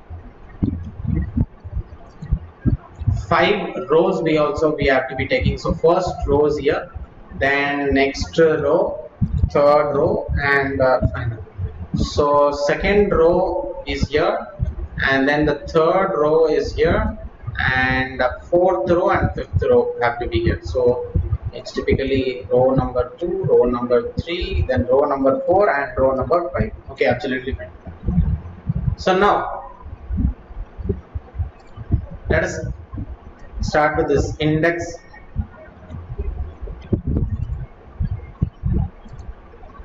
Index 0, index 1, index 2, index 3, index 4. Index 0, index 1, index 2, index 3, index 4, index 5. So we are taking a same dimension. We are taking a matrix with same size, same dimension. We are taking another matrix.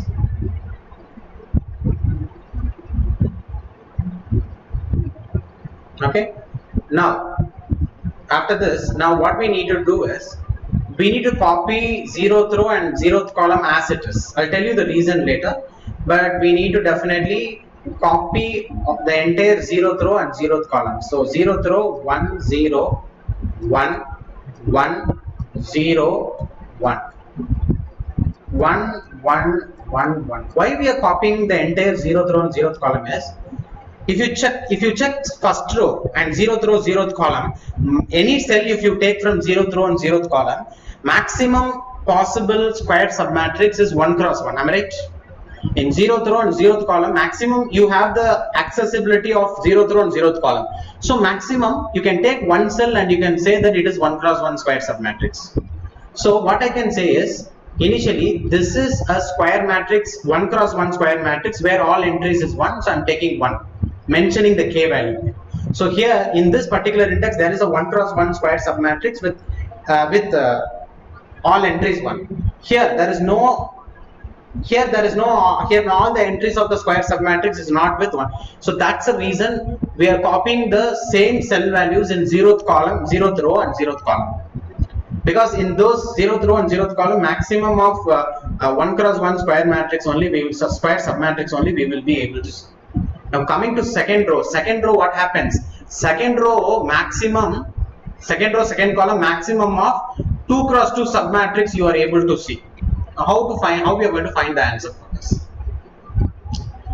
In 1 comma 1, first of all I need to check the respective index whether it is 1 or 0. If it is 0, I will directly take it as 0. I'll tell you why. But if it is 1, what I will do is I will check whether the left cell, top cell and the diagonal cell, whether these 3 cells are having 1.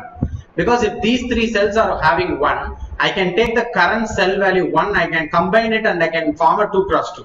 But if any one of these 3 cells is equal to 0, and even by taking 1 in this current cell, it will not be forming a 3, you will not be able to form a 2 cross 2 square submatrix with all entries 1. So 2 cross 2 submatrix with all entries 1 is not possible in 1 comma 1 cell. Then if 2 cross 2 is not possible, then what I need to check? I need to check whether 1 cross 1 is possible. Because 2 cross 2 is not possible means 3 cross 3, 4 cross 3, 4 cross 4, the largest square submatrix will not be possible. Even like at least 2 cross 2 is not possible, then definitely 3 cross 3, 4 cross 4, 5 cross 5 will definitely be not possible. Now coming here to 1, so 1 cross 1. So now if 2 cross 2 is not possible, then what I need to check? I need to check whether at least 1 cross 1 is possible. How 1 cross 1 will be possible? If that cell value is equal to 1, then 1 cross 1 is definitely possible. So that cell value is equal to 1, so 1 cross 1 is possible. So I'm taking k value 1 here. Let us come to the next cell.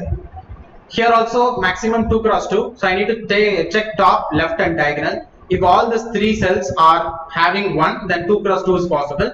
But here all these 3 cells are not equal to 1. One cell is equal to 0, so 2 cross 2 is not possible. And is it 1 cross 1 possible? Yes, the current cell is equal to 1. So definitely 1 cross 1 is possible. So let me take 1 comma 2 as 1. Then let me take the next one, 1 comma 3. Let me take the next one, 1 comma 3. So coming here to 1th row 3rd column, we are having 1. So now what we need to check? Top cell, left cell, diagonal cell, all the 3 cells are equal to 1. And all these 3 cells equal to 1, and also the current cell is also equal to 1. I think I can surely say that a 2 cross 2 submatrix is possible. So I'm just mentioning 2, the k value 2, and I'm just claiming that 2 cross 2 submatrix is possible. Now coming next to 1th row 4th column, we have 1.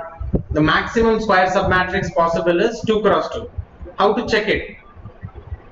Top should be 1, left should be at least 1. We are saying at least 1. So if here 2 cross 2 is possible, definitely inside the 2 cross 2, definitely 1 cross 1 is possible, right? So left cell definitely yes 1. Top cell is diagonal is 1, but top cell is equal to 0. So 2 cross 2 is not possible because left, top and diagonal, they have to be at least 1. If they are at least 1, then we can form 2 cross 2. So here 2 cross 2 is not possible. So 1 cross 1 is possible. Yes, the current cell is equal to 1. So 1 cross 1 square submatrix is possible. So let me take it to 1 here. Next index, we are having 1. So if all the left, top and diagonal, if they are all at least 1, then 2 cross 2 is possible, but they are not at least 1. So only 1 cross 1 is possible because the current cell is equal to 1. So 1 cross 1 is possible. Let me come to third row. Third row, second column, right? Third row, second column, maximum possibility is 2 cross 2. From third row, third column only 3 cross 3 is possible. So coming here to third row, second column, which is second index row and first index column, maximum 2 cross 2 is possible, but that is only if the current cell is equal to 1. But current cell is equal to 0. If current cell is equal to 0, you see here, if current cell is 0, definitely not even 1 cross 1 is possible. Not even 1 cross 1 is possible, so directly you can take it 0. So wherever 0 is possible, wherever 0 is available, there and all you can, without thinking, without having any second opinion, you can directly fill zeros. Now let us come to third row, third column where 1 is available. So coming to third row, third column, maximum 3 cross 3 is possible. Maximum 3 cross 3 is possible. So when 3 cross 3 is possible, left cell is at least 2, top cell is at least 2, diagonal is at least 2. If all these 3 cells are at least 2, then I can form 3 cross 3. How? Because you see, if in this 2 comma 2, we are checking this 3 cross 3. I'll just box it with a different color so that you can understand, so that you can clearly see. So you see this box. In 2 comma 2 cell, I'm checking this 3 cross 3 whether all the entries is equal to 1. How to check? Already the answer of this 2 cross 2 you have stored it here. Answer of this 2 cross 2 submatrix, you are storing the answer here. Answer of this 2 cross 2. Answer of this 2 cross 2 submatrix, you are storing the answer here. Already the answer of all this 2 comma 2 submatrix is here. Only one cell which is left for completing the 3 cross 3 is this one. So if all this 2 cross 2 have formed 2 cross 2 square submatrix individually and the current cell is equal to 1, then you can say that 3 cross 3 is possible. But you look at the answer here. Here there was no 2 cross 2 which was formed. Here also no 2 cross 2 formed. Here also no 2 cross 2 formed. So if 2 cross 2 was formed there, I can say 3 cross 3 is possible. So left cell, top cell and diagonal cell have to be at least 2. If they are at least 2, then I can say that 3 cross 3 is possible. But here 3 cross 3 is not possible, so I need to go for the next possibility, 2 cross 2. If 2 cross 2 means, then top, left, diagonal have to be at least 1. They are not even at least 1. So 2 cross 2 is also not possible. So I need to finally check for 1 cross 1. So finally I need to be checking 1 cross 1. So if I need to check 1 cross 1, yes, the current cell is equal to 1. So definitely 1 cross 1 square submatrix is possible. So let me take directly 1. Coming to next, third row, fourth column. Maximum square submatrix possible is 3 cross 3. So if 3 cross 3 should be possible, then the top left diagonal have to be at least 2. Then 3 cross 3 is possible, but they are not at least 2. So 3 cross 3 is not possible. So let me check for the next least possibility, which is 2 cross 2. So how to check whether 2 cross 2 is possible? You have to check the top left diagonal. We have to check the top left and diagonal whether all the 3 cells are having at least 1. If they are at least 1, then 2 cross 2 is possible. Okay, so yes, I think they are at least 1. Okay, so definitely 2 cross 2 is possible, so I will take here 2. Now let me come to next step. Third row, fifth column. It is equal to 1, so I can proceed. So maximum possibility is 3 cross 3, but for that top cell, left cell and diagonal cell have to be at least 2. But here it is not at least 2, so 3 cross 3 is not at all possible. So next possibility I have to check for is 2 cross 2. And for 2 cross 2, the top cell, left cell, diagonal cell have to be at least 1. Yes, they are at least 1. If you look at the left top and diagonal, they are at least 1. So because they are at least 1, I can take here. Yes, 2 cross 2 is possible. I am taking it here. 2 cross 2 is possible. Now coming to the next cell, that is also 1. Whereas 3 cross 3 is a maximum possibility, but that is not possible because top left diagonal have to be at least 2, but that is not available there. So 3 cross 3 is not possible. Next, I need to check whether 2 cross 2 is possible or not. I need to check whether 2 cross 2 is possible or not. If 2 cross 2 have to be possible, top left and diagonal have to be at least 1. Yes, they are at least 1. So when they are at least 1, I can say that 2 cross 2 is possible here. So here maximum is 2 cross 2 submatrix possible. Here maximum 2 cross, here maximum 2 cross. Yes. Now let me come to fourth row, second column. Fourth row, second column, only 2 cross 2 is the maximum. Current cell is equal to 1. So top left diagonal have to be at least 1 to form 2 cross 2, but they are not at least 1. So 2 cross 2, 2 cross 2 is not possible. So only 1 cross 1 is possible because of the current value equal to 1. Coming next. Fourth row, third column, maximum possibility 3 cross 3. For that 3 cross 3, top left diagonal have to be at least 2. But they are not at least 2, so I cannot form. They are not at least 2, so we cannot form, will not be able to form 3 cross 3 square submatrix. So next possibility 2 cross 2. At least left diagonal and top have to be at least 1. That is also not available. So 2 cross 2 is also not available. So only we can go with 1 cross 1, the final possibility. Next cell. 1. Fourth row, fourth column. Maximum possibility is 4 cross 4. But for 4 cross 4, at least left top and diagonal have to be at least 3. But they are not. So 4 cross 4 not possible. 3 cross 3, at least 2. They are not at least 2. 3 cross 3 also not possible. 2 cross 2, at least 1. Yes, they are at least 1. So 2 cross 2 is possible. Next cell having 1. Maximum is fourth row, fifth column. Maximum possibility is 4 cross 4. But for 4 cross 4, top left diagonal have to be at least 3. But that's not the case. So that's not possible. So next thing have to be 3 cross 3. At least top left diagonal have to be at least 2. Yes, they are at least 2. So 3 cross 3 is possible. So I'm taking 3 cross 3. So next 0 is filled automatically. And fifth row, second column is also 0 filled. Next coming to 1. You can even see 1. Now I'll come and tell you the shortcut. What you are doing is you are checking for 4 cross 4, then 3 cross 3, then 2 cross 3, then 1 cross 1. Without checking for all the possibility and finding the answer, I will tell you how to find the answer directly. You are checking for the at least value, right? At least 3, you can form 4 cross 4. At least 2, you can find 3 cross 3. At least 1, you can form 2 cross 2. So what is at least? At least means minimum. So what you do is, you just simply find the minimum of left, top and diagonal. Whatever is the minimum between left, diagonal and top, among that minimum you need to add 1. So minimum is 2. So 2 plus 1 will be equal to 3. So you need to find the minimum, add 1, you get 3. So that 3 will be the answer. So here no need of checking anything. Any cell you go, you check from the original matrix whether you are having 1 or 0. If it is having 0, directly take it as 0. Suppose if you are having 1, you come here to the, see this is matrix 1, this is matrix 2. In matrix 1, check whether in a corresponding I, j cell you are having 1. If in corresponding I, j cell you are having 1, go to the corresponding I, j cell of second matrix and check whether the respective left index, right, top index and diagonal index, whether what is the minimum of those 3 values. And whatever is the minimum of those 3 values, add 1 to it, and that will have to be the present I, j value. So does everybody understand this? Do everybody understand this logic?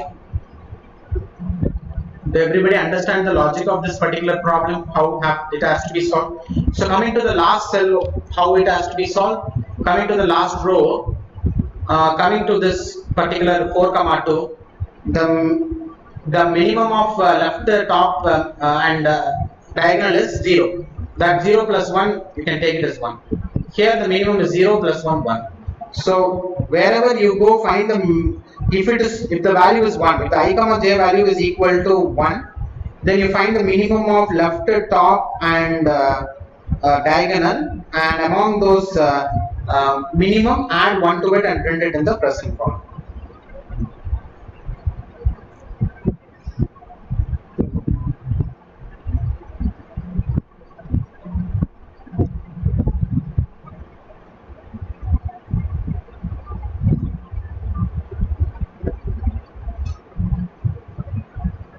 So is everybody able to understand this problem? Shall we go for the implementation? Shall we go for the implementation of this one?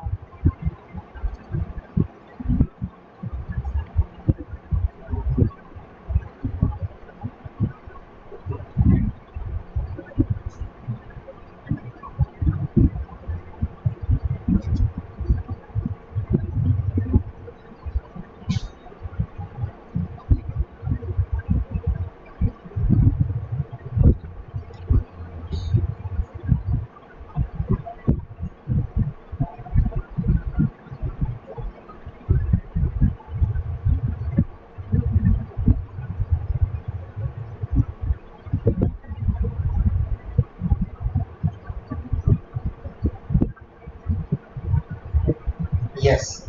So we'll go for the implementation. Just give me a minute. We'll go for the implementation.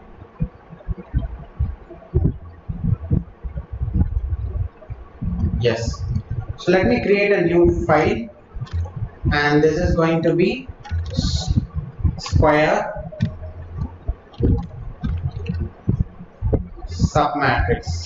submatrix dot py. Okay. Right. Just 1 minute, students. Just 1 minute.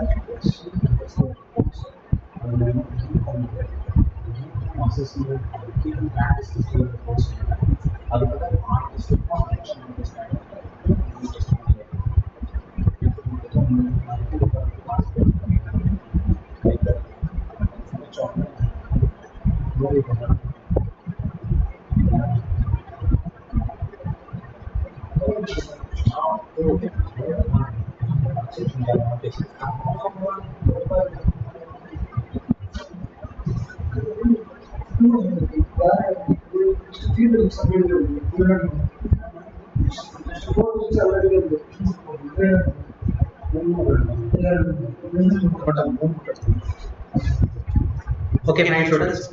We'll just start this implementation. See, for this, we first of all want to know how many. We want to know the input, number of rows, number of columns, and then the entries of the matrix, right? So, how to get that input? N comma M is equal to map of int comma input of dot split of. For people who do not understand this, let me tell you.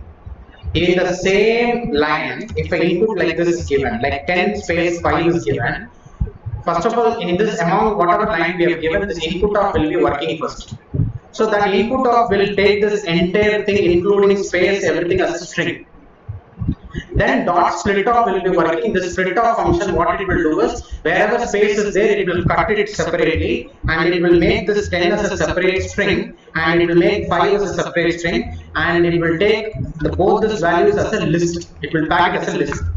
So split function, wherever whatever character that we are giving in the bracket, that character wherever it is occurring, it will make a split, and it will place a comma, and it will split the values.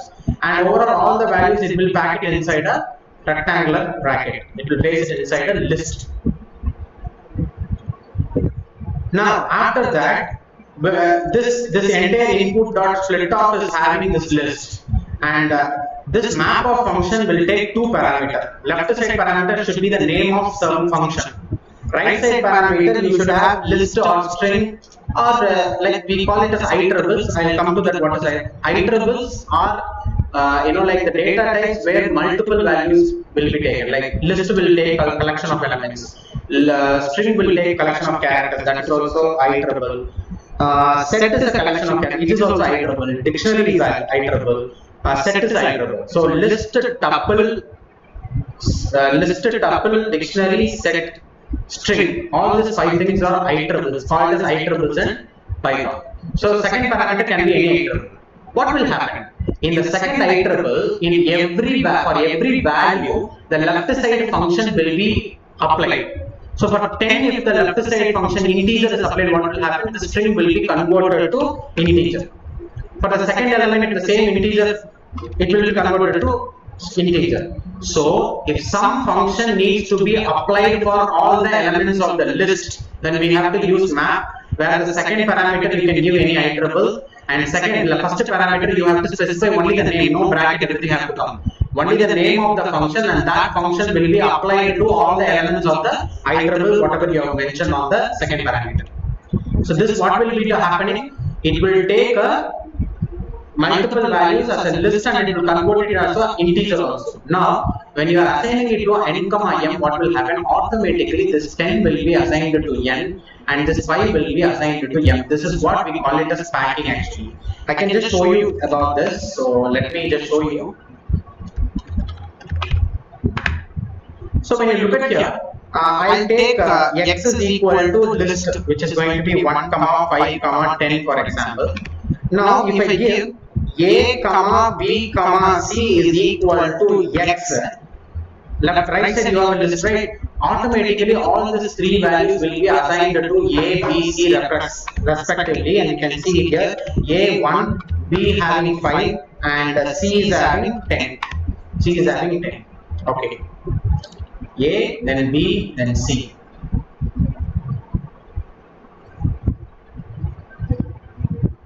This is what we call it as unpacking. There is some concept called as packing is there. What is packing? Now you have this a, b, c here. You can take y is equal to, you can take all these variables and also you can pack it as a list.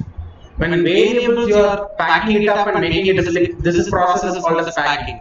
And when the list, all the elements which is inside the list, packed inside the list, when they are unpacked and assigned to an individual variable, then it is called as unpacking. So this 2 lines, this line we call it as unpacking, and this line we call it as packing. So what we are doing here is unpacking. Because on the right side we have a list which is having 2 elements. On the right side we have, see, on the right side how many elements is available, left side that many variables should be there. So for example, I will just show you here. A, b equal to x. Error will be happening because right side 3 elements, left side only 2 variables. So right side number of elements inside the list and the left side number of variables available, both should be equal.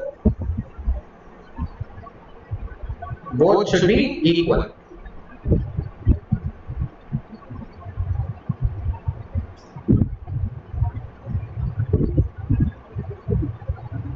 Now, the next thing is,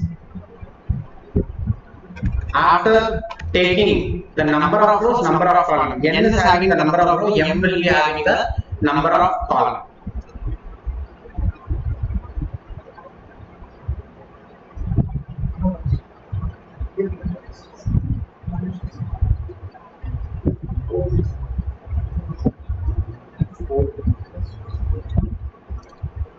Okay, so after receiving the number of rows and number of columns, now I need to create a matrix. Matrix in Python means nested list. Nested list. First of all, I will be taking mat is equal to a open close bracket. Empty list. I'm taking an empty list. Open rectangular, close rectangular bracket means empty list.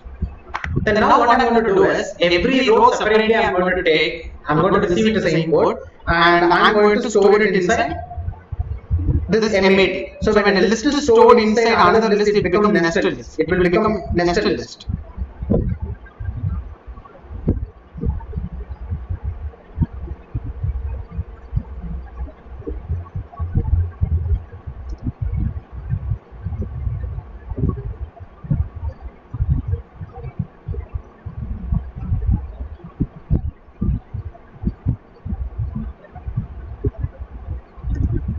So now what I'm going to do is, how many number of rows I want? I want n rows. So I'm running a loop for receiving all the n rows. So for I in range of n, it will automatically, this loop will be running for n time. Okay. Every time what I'm going to do is, I think already you know, same line if multiple input is given, what you need to do, you can use this like map. This will help you. So let me take x is equal to, I will write this map of int comma input dot split off. This will receive a list. But one thing you want to understand is this map function will actually be it will return a map object. We need to typecast that map object by converting it into a list. So I am passing this entire map function inside a list of functions. So map will return a map object, and that map object will be converted into a list because of this list function. Here, because of unpacking, we don't want that to. We don't want to ultimately, don't want to convert it into a list because of unpacking. But here we need to use it. Index wise we need to use it. So I want it to be converted to a list. So x is equal to list of map of int comma. So what will happen if in the same line if a 6 input is given, all those 6 input will be received as a string like this, input will be receiving this as a string, then split off will convert this like this. Okay, 1 should be a separate string, 2 will be a separate string, comma 3 will be a separate string, then 4 will be a separate string, then 5 will be a separate string, then 6 will be a separate string. So 1, comma 2, comma 3, then 4, then 5, and then 6, all the 6.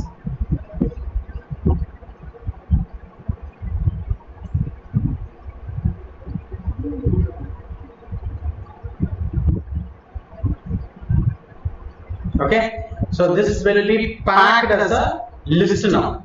Now what will happen for every function, this integer function, for every value integer function will be applied. So this 1 will be converted to integer, then this 2 will be converted to integer, then this 3 will be converted to integer, 4 is going to be converted to integer, 5 will be converted to integer, 6 will be converted to integer. Now after this, the complete thing will be actually as a map object. Then if I apply this list function, then it will become a proper list. So now this list have to be appended inside my mat actually. So what I do is, instead of storing it in a variable, I take mat dot append off. So mat is an empty list, and to that list I am appending this. So this loop will receive every row, and all this row we will be appending inside mat. So list is getting appended inside another list, so it becomes nested. Finally, nested list is what we mean by matrix. So finally, what I will do is, I will finally print the matrix and show you. Print matrix. Okay, we'll just try to print matrix and see whether the matrix is available or not. So let me execute this.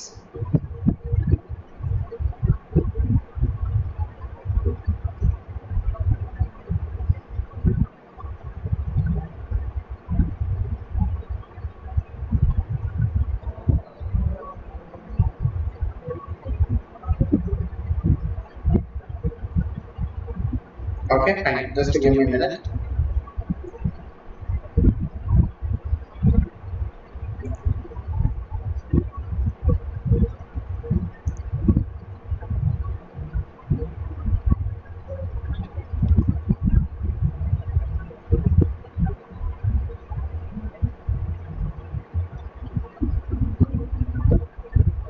Okay. So we'll just give input here. The input is going to be, first thing, the input number of rows, number of columns. Let me take 3, 3 now. So first row 1, 0, 1. Second row let me take it as 1, 1, 1. And the third row let it be 0, 1, 0. Now let us check here. Yes. Can you able to see? This is a matrix, nested list. Okay. So first row we have here, second row as a separate list, and third row as a separate list. Okay. So now we have formed a matrix system. We have formed a matrix. Now what we need to do? We need to create one more matrix with same dimension. So let me take M8, so I can take it in the same line itself. So mat, comma, DP. I will take that second matrix to be DP with the variable name DP, and that is also going to be empty list initially. And now while I am appending this input list, what I will do here is, I will take this DP dot append off, DP dot append off. I will take a list wherein complete 0 will be here. I will take complete 0 here. So let me take a list 0 multiplied by how many number of columns? M number of columns. So for every row, whatever the number of column is available, that many number of 0 will get appended inside DP. So let me check the value of, now we will just print DP and just check first of all whether it is working perfectly. So let me execute. So 3, 3, similarly 1, 0, 1. Then the middle one is going to be completely 1, third one is 0, 1, 0. Right? So you look at DP, we have same dimension, but every element is equal to 0. So now what I need to do is, only for the 0th column and the 0th column and 0th row, I need to copy the same value. So what I will do is, for 0th row and 0th column, right? So for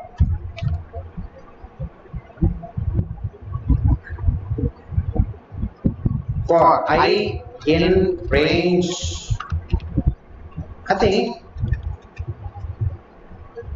just 1 minute. I think I can do it here itself. What I can do is dp of 0th row ith column. In 0th row, every column I have to convert it into. I think this one not so because we are writing it. Okay, fine. I'll just take this actually. I'll take a nested loop for this. For I n range of n number of rows. Nested loop for j n range of m. So I have got a nested loop. Outer loop is running for n time, and the inner loop is running for m. Inner loop for n time, and the inner loop is running for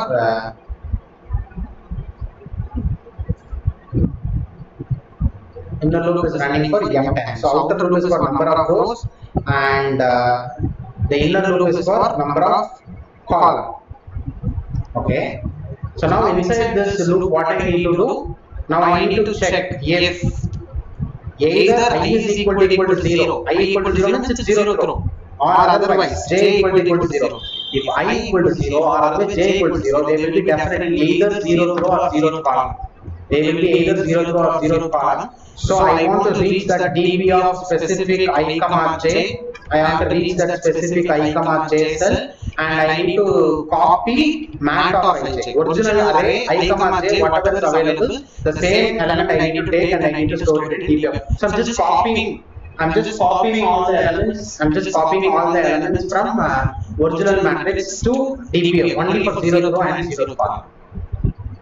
Okay. Yes.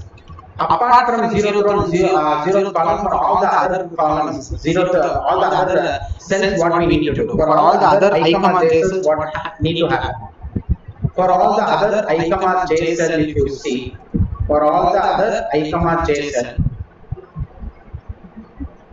I need to check first of all whether in original matrix we have 1 or 0. If original matrix we have 0, directly we can go with 0 here also. So here, mat of ij, original matrix is I comma j is equal to 0, then here in dp also I comma j will be equal to 0. That is what we have seen in the manual method. So dp of ij will be equal to 0.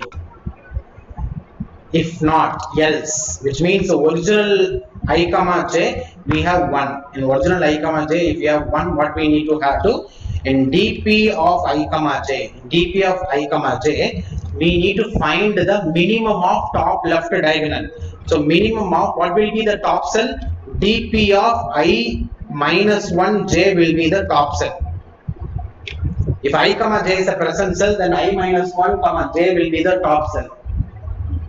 Then I comma dp of I comma j minus 1 will be the left cell.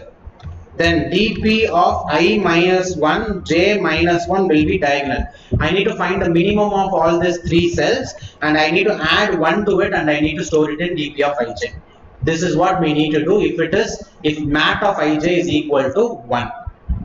And finally, after completing all these things, what we need to do? We need to find the maximum of this entire matrix. We need to find the maximum of entire matrix. First of all, we will have a look at this matrix dp. I am going to look at this dp matrix. Okay, so we'll have a look at it, but I am going to execute this. I am going to give 5 cross 6 matrix. So 1 0 1 0 1 0, 6 columns, right? So next, everything have to be 3 4 5 1. Then 0 0 1 triple 1 4 1. 1 0 triple 1 0 0 1 0 1 0 1 completed. So now after this, whatever is coming here, see here, this is the matrix. So in this matrix, if you are able to see that we are having a value 3, which says that there exists a 3 cross 3. Can you able to see here? In this matrix, you see there is a 3 cross 3 here. This 3, this 3, and this 3. Altogether, it is a 3 cross. That's the largest maximum size k cross k submatrix with all entries 1. And the answer of that you are able to see here. So after forming this matrix, you want to find that k maximum of this entire dp matrix. How to find the maximum of this entire dp matrix? It's not. What you need to do is, I'll tell you. M is equal to map of max comma, because map of max comma dp. So what will happen, what will be happening with this map function? I said already, left to right side whatever parameter is available, for every index element of that, this left side parameter will be applied to it. I'll tell you, if it is a nested matrix, for example, let me take a nested list. X is equal to, just 1 minute, I'll take a nested one. So 1, 5, 10, 11. So I'll just take like this nested list. 1, 2, 3, 4, then 5, then 6, then 7, then 8, then 9. See, nested list, I think I missed a 1 open bracket. Yes.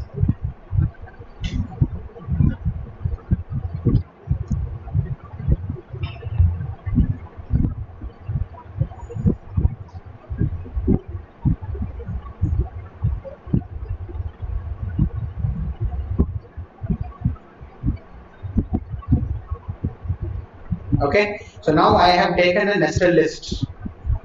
Okay, now I have taken a nested list. And coming to this nested list, I'm going to take a map function, and the first function name max I'm going to give. Second one, I'm going to give the nested list x. When I give like this, what is going to happen? I'll tell you what will happen. I said on the right side, whatever, if I'm giving a list, it will take all the respective index. So 0th index, we have a list itself, and for this 0th index, this left side max will be applied. And one thing, actually, for every index element, the left side function will be applied. So for the entire list 1, 2, 3, max will be applied. What you will get? The max of this row 3 will be getting. Then max of this 6 you will be getting. Then max of this 9. So you will be getting 3, 6, 9 as a single list. 3, 6, 9. 3 is the maximum of first list. 6 is the maximum of second list, 6 is the maximum of. So for this list, if you're, for example, for this list, if you're again going with the same function, what will happen? Then the maximum of the entire matrix you will be able to get. What I'm trying to say is this one. Again, what you do is map of max comma list of map of max comma x. Right? So this entire thing, let me convert it into a list, and finally enter. Okay, one thing.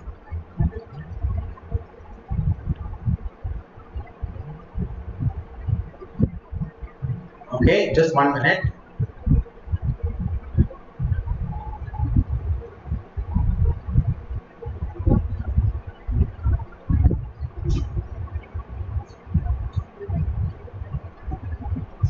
See, I'll just show you. First of all, I will take the first one. I think, yeah, first list of map of max comma x. I will take it and I'll store it in something D. What D is having?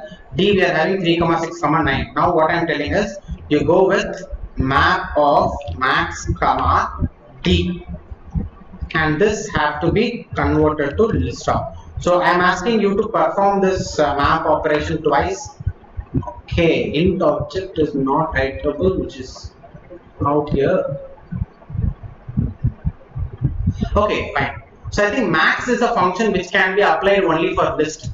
I think now you don't need to go with map. You can just simply go with the max of D. Sorry, you can just simply go with the max of D, so you get the maximum of this list. Sorry, guys. So you first perform this list of map of max comma dp, then you will have a list of integers. And from this list of integers, you can just simply find the maximum. This is what you need to print ultimately. So instead of storing it in a variable m, I will directly print it. So let me print this max of, yes. Let me save this and let me just now execute it.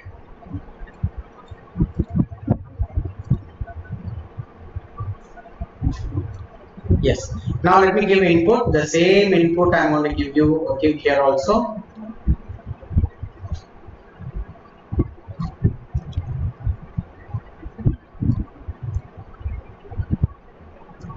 Yes, I'll take the same 5, 6, same thing as the input, then I'll paste it. Yes, let me press enter. Yes, you get the maximum element 3. So this is what needs to be done. Okay, so this is working perfectly. So this is the implementation of this particular program. Okay, so if any doubts that you people have, you can just proceed asking the doubt. I'll clarify it for you people.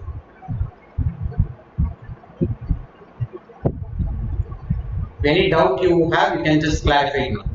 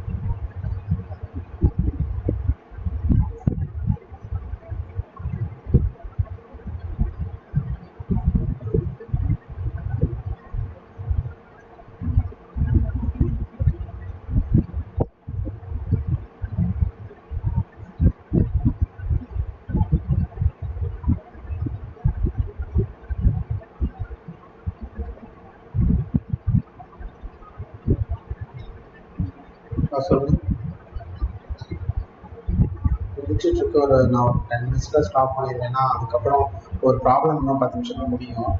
அதுக்கப்புறம் இன்னொரு problem இல்லை அது class நீ மொபைலில் பார்க்கும்போது 360 pixel தான் maximum லைவில் கிடைக்கும்.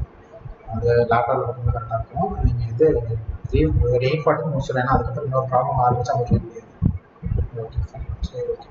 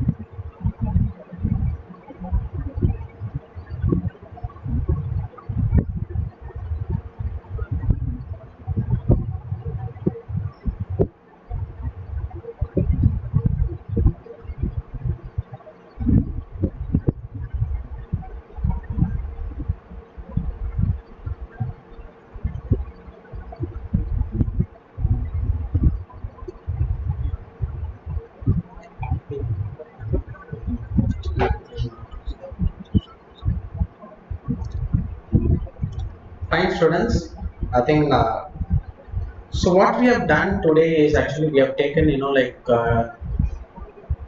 2-3 problems and we have actually solved 3 problems, and all these 3 problems have been already priorly asked in InfyTQ certification program exams.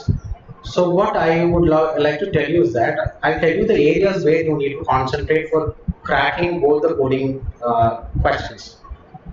So you need to concentrate on all the inbuilt data structures of Python, which is list, dictionary, set, tuple, and string. You need to be very good at all these 5 things, right? Secondarily, you should be very good at algorithms, and more importantly, generic algorithms, and like number-based algorithm, like whatever we see for prime numbers, right? Such kind of algorithm and dynamic programming. So these are the 2 important algorithms that has been concentrated more. But even you have the possibility of there is a possibility of like backtracking and divide and conquer, and 3D also to be coming. But the higher possibility is actually for generic algorithm and dynamic programming algorithm. But The entire thing you need to concentrate both on data structure as well as algorithm. Coming to data structure, it is not the usual data structure that we learn like stack, queue, linked list. So far, we have not, we have not got questions in the raw data structure concepts. We have got the inbuilt data structures of Python programming like list, tuple. We have got questions from list, tuple, strings, dictionaries, and set, but not like from stack, queue, or linked list. But coming to algorithm, we have got questions in like an dynamic programming from greedy technique, from backtracking, from all this paradigm. We have got questions in the previous year round two slots. So you need to prepare. On all these topics, you have to be a little good. At least your foundation have to be very good in all these concepts, both respective to data structure as well as algorithms. Right? So we are coming close to the end of the session. So we just going to we're going to wind up the session of today, and tomorrow we will be again evening 6 o'clock to 9 o'clock. We'll be having one more session on tomorrow, one more day of workshop will be there tomorrow, where we will be concentrating on section 2, which is this 10 MCQ and 10 MCQ on Python and 10 MCQ on database management system. We will be concentrating. We are going to concentrate on that by tomorrow. Even few problems because of the probability. I mean the question, the mark ratio of section 1 is far higher than section 2. So we would be also seeing 1 or 2 problems also tomorrow, along with the MCQs also. Right. So is there anything regarding InfyTQ that you want to ask me now? Is there anything regarding InfyTQ? See, if you clear round 1 only, you will be able to attend round 2. Round 1 you have to be clearing, and then only you can go with round 2. And for round 2, as I said, the pattern I have already informed. Like previous years, they had actually given centers for round 2. You have to go to that center and you have to attend. But due to COVID, this time you will not have centers. You can take tests like round 1. You can take it from anywhere, from your home or somewhere. But make sure that your webcam, your mic, everything is okay, and make sure that you don't tilt your head or don't move here and there. So don't give so much of movement, which might ultimately disqualify you. So keep that in mind. And also, I think 3 hours of time will be given for you. And within the 3 hours of time, you need to attend 20 MCQs along with 2 programming questions you need to be doing. So yes, so this is it that I want to convey from my side. So I think remaining stuffs, the balance concepts, we will discuss in tomorrow's workshop. And we have come to the end of the session. So thank you, students. Thank you. It's nice interacting with each and every one of you. It was nice meeting you all people.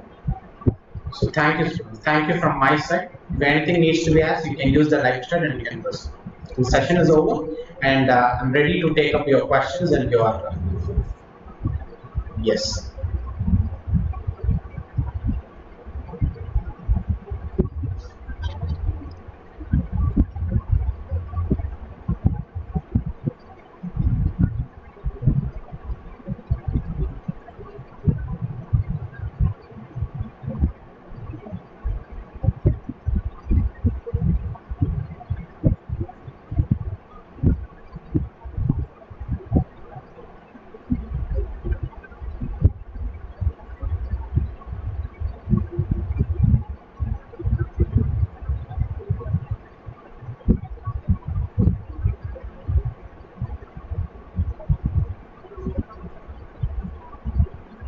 So is there any question, students? I have not seen any question. So if there is any question, I can take up your question. Please kindly.